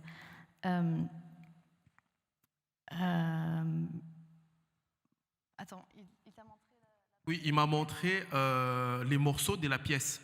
C'est-à-dire parce qu'on n'avait pas tous les instruments, qu'ont de grands groupes. Donc, il a pris juste une phrase qui était importante pour lui et il m'a montré avec son saxo, voilà, pour que je puisse apprendre. Ouais. Yeah, so we had all these instruments, but no clarinet, and he gave me this clarinet part to learn, and he told me more or less how to play it. He said, I don't want you to play jazz, I don't want you to play it too Congolese, I want you really to bring something from yourself into this particular melody. Yes, and tous les deux, vous avez eu une expérience chez les peuples autochtones, des peuples différents. Tu as été chez les Mbouti, on a été ensemble, et c'est ce qu'on va montrer dans la pièce The Ghosts Are Returning qui joue tout à l'heure. So you have, both of you has an experience with indigenous people, and Kojak was with me in to see the Mbuti people that will be part of The Ghosts Are Returning. But also Fabrizio, you also went to Central African Republic with the Aka people, and I just discovered preparing this moderation that Akamun is coming from the Aka people. I have some friends in Belgium who are very good fan of Akamun. And in that collaboration, we have a much larger gap between music systems. So you operate in a music system, and you find people who has developed for decades another music systems. And how do you connect those music systems, for instance? And how you make it in a way that, okay, we have this this idea of the decolonial, which for me, another way of phrasing it is non-extractive, that was used in the previous session. So how, when you collaborate with music, when you enrich your practice with this new music system, how do you make it in a more balanced way? How do you make sure that under the promotion that you give, you also try to give respect to the people you work with? I know it's all those debates are also moving a lot, and it's also reflecting today's time. So the contemporary debate and the debate in the 90s is very different, but how do you reflect retroactively with all these processes? Sorry, Fabrizio, I just have to ask you to speak a bit more slowly in order for the simultaneous translation for Kojak to keep up. Okay. Sorry. Thank you. Yeah, I think it's super interesting to see how things are in evolutions. You know, first of all, about the Pygmies, there's no collaboration. The Pygmies was a trip to go, I don't know how even, it was amazing, just to go in the forest and to stay with them. It was not to play with them or to it's just what it attracts me a lot. I love the music. I discovered the music a few years before. It was just to see if the life, you know, it was nothing organized. It was just going there, going to the forest, expecting to meet someone. After we met someone, we went from one family to another, and after a while, we arrived in a point where a family allowed us to stay, and we just go there hunting, fishing, going to take water. And the night that was magical, because from the forest, others families came, the clan. I don't know how to, you know, they came with the wood, the red wood, you know, from the fire, they move with the fire, they put the wood, and the fire is there, and they were doing games, singing, dancing, and it was not a question of collaboration. And when it was over, they went back home. I mean, just in where the place. It was this. When we came back, it was like okay, it was something was done. the world, I couldn't see the world of before. It was like a radical reaction, and right after that, I went in India, and I started things like that. And as I said before, I realized the preciousness of the orality, which is for me another book. For me, it's a book of orality. It's a huge book where a lot of things are written. It's not because you have the material writing, and you have the immaterial writing, and the orality is an immaterial writing. Then I wanted to discover what is immaterial writing, and to discover it, okay, I saw something which happens directly, and in the debate which happened before, I think it was not clear, because they took this example of this German singer, which I don't know. Peter Fox and the Amapiano music. Yes, and there's a confusion between the sound of a people, the sound of a community, the sound of a region. The sound is a blood connection, and one guy doing something. There's ambiguity with that. Then what is the property? What is to someone if the music is the sound of the community, of it's a personal idea? What means a personal idea? I don't know. But what I could notice in my life, I can say it, I have a huge chance because I had masters, and the masters they teach me, not as the school system, but some secrets. I can take the example of Umayal Puram Shivaraman in India. It's one of the biggest masters of percussion of today. It's a legend, a true legend, where everybody's studying him. I play with him during 30 years. During 30 years I play with him, and he gave me secrets. And the secrets are a level of vibrations you can catch or not. And very soon I understood then, and there is something which was important. It's what I call the cosmic souls. I have my own vocabulary to define cosmic souls. And in fact, it's what I look for traveling all over the world. Was not a music or a style, is what it happens, why. Now we have this phenomenon is now bigger. But in the beginning of 90s, during the 90s, it was coming little by little. It's what I call cosmic soul. It means in one community where the language is strong, where the sound is strong, you can have one person or two, one young, mainly, very often, which knows very well the language, but is ready for something else. I take the example of Rodriguez Van Gama, and Kojak is the same example, but I met him a little bit later. I remember with Rodriguez Van Gama, he's from Kinshasa. He was very shy at that moment. After now, when you see him on stage, it's like a lion. Sorry for the image of the lion, but it's like a god on stage. It's like, wow, it's immense. He was so shy.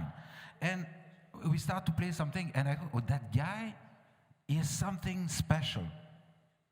Because he could play and remember forever things which are not at all connected with his culture, or what he can hear all around him, or what he can receive from someone around him.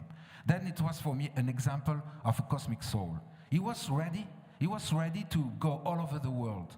He was ready to go out of this community because he knows his community. He can play with everybody in his community. He can play exactly the styles. He knows the music of Congo. He knows the music of Africa. But I remember when we start to learn Mozart Requiem, and because we had the Baroque experience before, which was a little bit different, but I was teaching him, the bass goes like that. So, what? The bass goes like that? I never heard the bass goes like that. But yes, the harmony is there, but the bass move like that. And he said, what? And he could play it. He could play it direct and never forget. And then we can have this in India, we can have this in Europe, we can have this all over the world. Is the process of cosmic soul, and I look for cosmic souls. I remember once that I was talking with someone and said, you know, in Casamance, in a part of Senegal, there's a guy, he plays 7 drums. I said, he plays 7 drums? Yeah, he tuned the drums in a certain way. This is, for me, it's like the taste of a cosmic soul. Then I went in Casamance, I searched for that guy.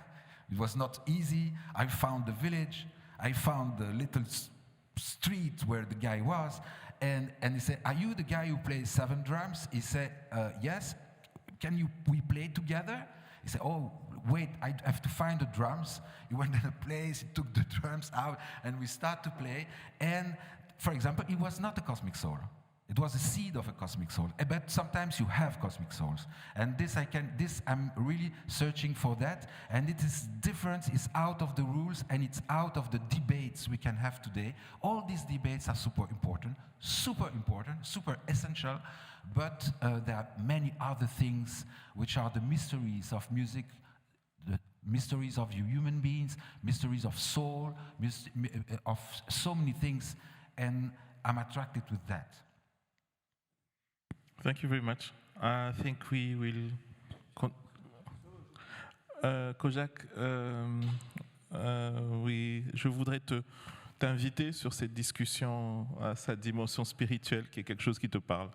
Dans ton expérience avec les Mbouti, pour toi, qu'est-ce que tu t'autorisais musicalement et quel type de communication tu souhaitais obtenir? So in your experience with the Mbouti that you will see in the performance, which kind of connection, being spiritual or other, and which kind of, which do you allow yourself to do with the music you receive? Bien, déjà, moi, j'ai eu un choc à un moment donné parce que quand j'apprenais de la musique, je voulais apprendre du jazz. Vraiment, j'étais à fond à essayer de suivre les grands guitaristes. Et les grands guitaristes de notre musique moderne. Mais il est arrivé à un moment donné où, quand j'entendais la musique folklorique ou traditionnelle jouer quelque part, ça m'interpellait. C'est-à-dire, étant musicien de la capitale, tout ça, des jeunes, tout ça, on est plus attiré vers les choses qui sont modernes, tout ça. Mais moi, j'ai commencé à être attiré par ce qui est traditionnel ou ancien. Donc, j'ai commencé à écouter cette musique. Et du coup, mon jeu et mon concept musical a changé, et même ma vision musicale a totalement changé. I had a shock in one moment because in a time I was really into learning jazz guitar and I was following great jazz guitarists. I was really into it. Also as a musician from the capital of the Democratic Republic of the Congo, we are in this big city and as young people attracted to modern music. But at some point I started realizing that when I heard folkloric or traditional tunes that it really kind of shook me, and I realized that I was getting more and more attracted to these traditional tunes, and this has completely changed the concept and the soul of my music. Donc c'est par là que j'ai trouvé ma voix et j'ai senti vraiment, j'étais convaincu que c'était ça ma voix parce que c'était très clair. Alors après, quand je suis allé rencontrer les peuples Mbouti, pour moi, ce n'était pas étonnant parce que je ressentais la même chose que j'ai toujours ressenti quand je joue cette musique ou quand j'écoute cette musique. Ce qui était étonnant pour moi, c'était leur façon de chanter. Mais la vibration, c'est la même vibration que j'ai toujours eue. There I found my voice and I was really sure that it was my voice because it was so clear. And when I met the people, the Mbouti, and heard their music, I basically felt the same vibration and the same thing that I always feel when I hear these traditional tunes. But what really surprised me was their way of singing. That was outstanding and very different. Donc pour moi, j'étais toujours dans mes sources et j'ai ressenti la même chose parce que, au fait, je n'étais pas en dehors du Congo, j'étais toujours dans les Congos, mais seulement avec une autre façon de les faire. Donc on a une culture déjà, la musique par exemple, en Afrique, particulièrement au Congo, on a beaucoup d'ethnies et presque chaque ethnie a sa musique et la musique est liée aux traditions et aux cérémonies.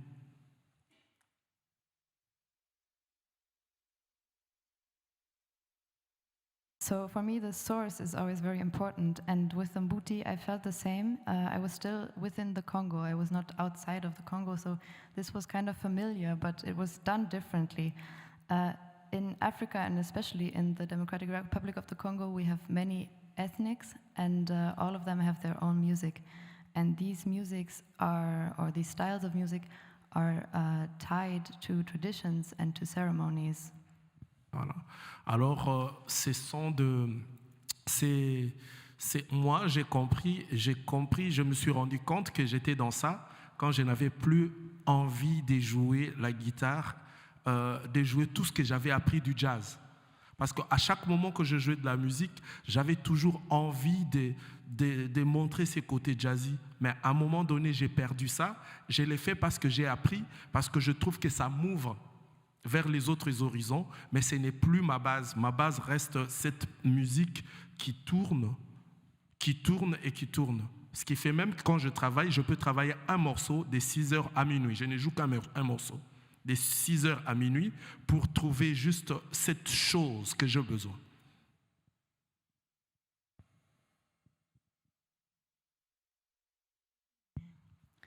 It was then that I understood that I was not really feeling this jazz anymore. It was very, very important for me, and I always wanted to find the jazzy side in all sorts of music and move to other horizons. But I realized that my bass always stays a music that turns and turns and turns around. And I can work on one piece on the same little fraction of a melody from 6 o'clock in the morning till midnight. That is no problem for me. It lives from this. Donc juste pour conclure, pour dire que pour moi, ce n'était pas un choc sensationnel, mais c'était plus la manière de faire qui était différente, mais c'était le choc que j'ai toujours eu quand je joue notre musique traditionnelle ou folklorique. Voilà. So for me, it was not a sensational shock. It was different, and I saw the differences, but it was basically the same feeling of coming home to my traditional music that I play. Merci, thank you. The floor to you. If any question can raise from the audience. I don't know if there's a microphone that can circulate. Thank you very much. Either any question from the audience, or do you want to listen to the... No, we need to negotiate with them. Any question, please? It can be both, huh? It can be a question and then a song. Ok, so rather, est-ce que ça vous dit de dire au revoir en musique? Comment? Last music pour dire au revoir? Un petit bout? Ah, there is a question. Il y a une question. It's a question? Okay, please take the microphone and...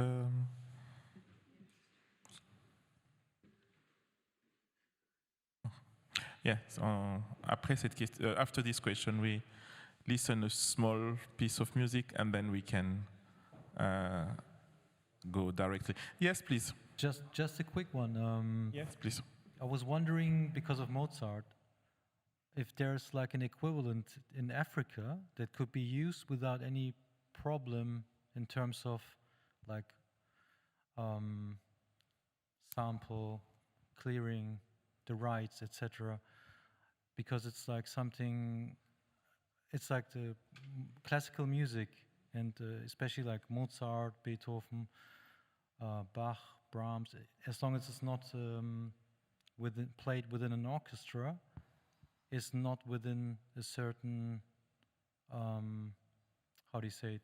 it's like part of the culture. You can use it, at least certain bits and pieces. But when it comes to African music, there are singers and like known people with their names. But is there like an equivalent on the top of your head? Maybe you can tell like from Africa, where it's belongs to African culture and heritage that everyone is using in Africa at least, that could be used in the entire, like the rest of the world as well, like inspired by, let's say. So your question is about copyright, if I take it properly. Copyrights and also how universal is music, like, yeah. La question c'est sur les droits d'auteur. So if I can rephrase it, so you are wondering, like we all know that for the classical music, after a certain number of years, it's going to public domain, and you are wondering if there's something similar with traditional songs from Africa. That's the question. Okay, so the legal protection of the traditional music in Africa. What is a framework? Is there something that is legally protected and with copyright? So what you can use, what you cannot use, or is it something that is completely free? Did I rephrase it correctly? Do you cope with my? Yes, I mean there's, for example, in hip hop music or like in more like modern music.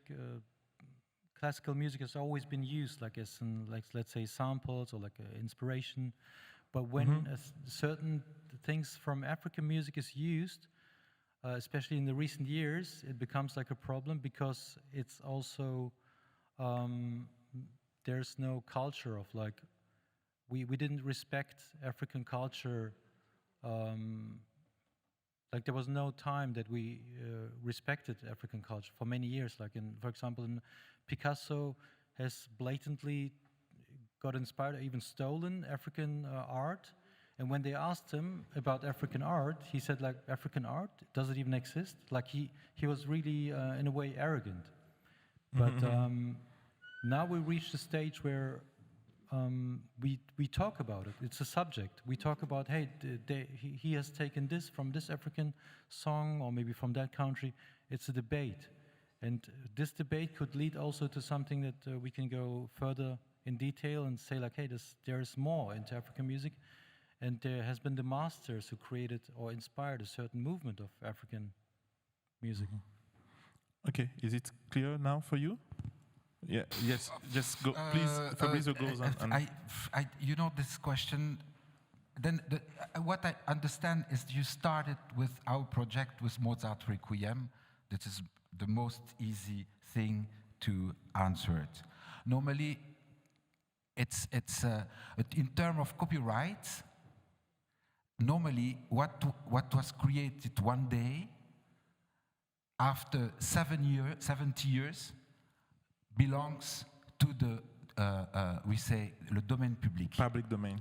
Public domain. Then if someone creates something, after 70 years, it belongs to the all humanity. This is the concept of copyright.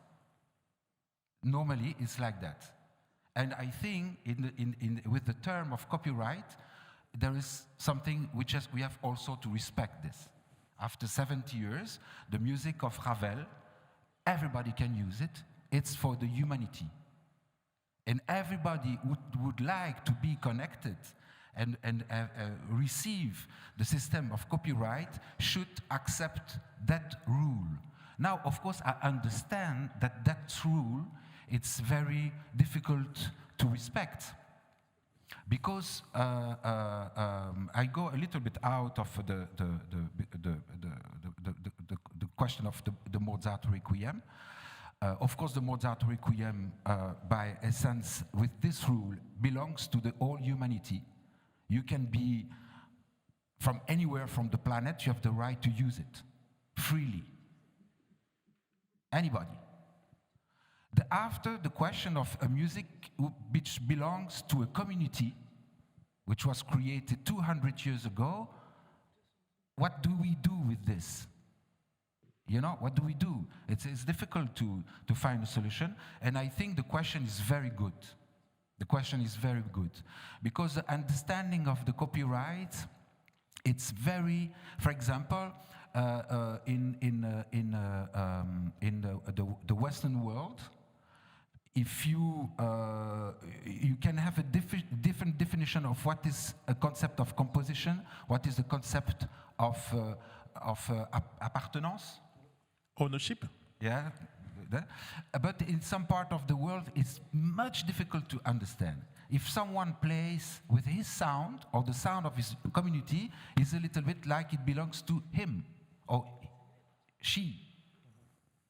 You know, and it's not a question of north, south, east, west. It could be in the same country or in the same. You know, I take the example with Franco, the guitar player, and the people from the copyright in Belgium said it's amazing because any guitarist who played the same riff of Franco says the riff it's belong to him.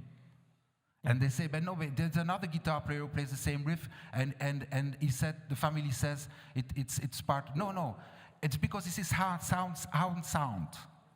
You know, when you have the sound, and this is a beautiful question. And I think I'm in the copyright society since I'm 16 years old. To be part of a copyright society at 16 years old, I had to pass an exam, harmony. If you don't do an exam of harmony, you couldn't be part of and the exam of harmony was written. You know, if someone couldn't write and do an exam of harmony, couldn't be part of a copyright society.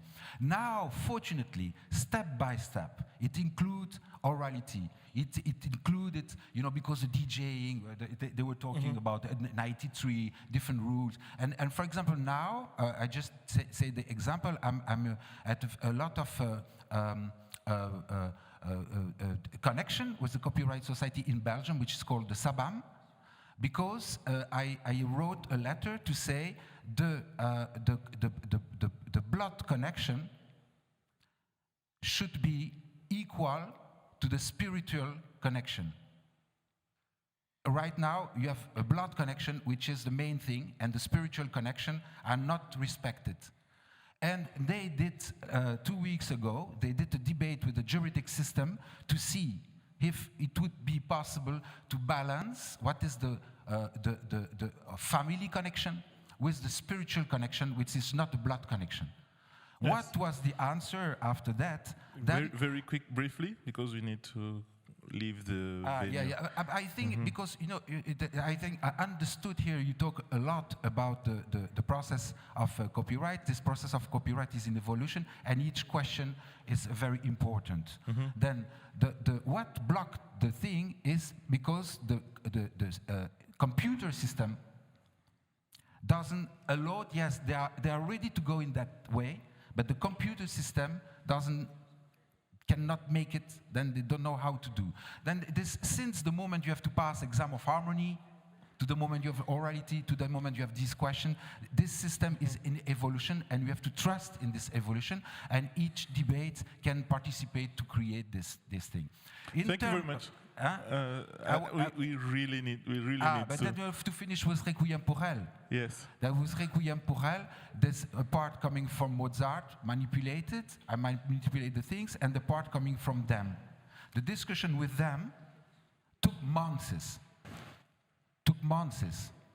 To say, even when you had a phrase from the Bible, and the phrase of the Bible is in Lingala or in Kikongo, or it's translated with other images, who is the response? I mean, who it belongs to? Then we took months to discuss about each detail, because it's not a music of a country. It's not even the music of a continent, because there is not a single rhythm coming from Africa. Not a single rhythm, and all the people thought it's rhythm from Africa, not a single rhythm. And but it belongs belongs like to... not traditional African music. Yeah.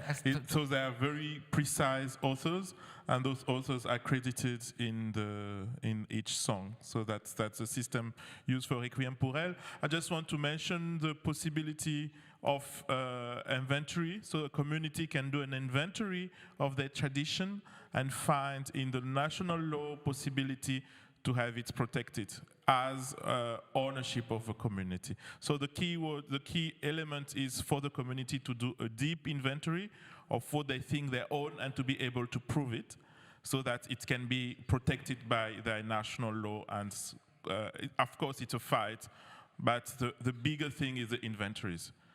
Everything goes, you need to show this is our traditional songs in order to get it protected.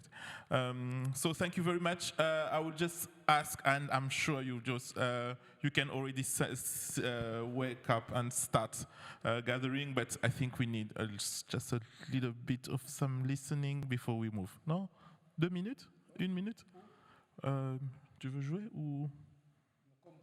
Oui, mais on peut déjà se lever. Merci. Thank you very much. Thank you very much. Thank you to Eva Maria Berci, who was amazing to organize everything. Thank you to Jan for inviting us. And thank you to the whole team. And thank you to the technicians. They were amazing for the 2 days. Thank you very much. Translations. Big applause. We had a great moment.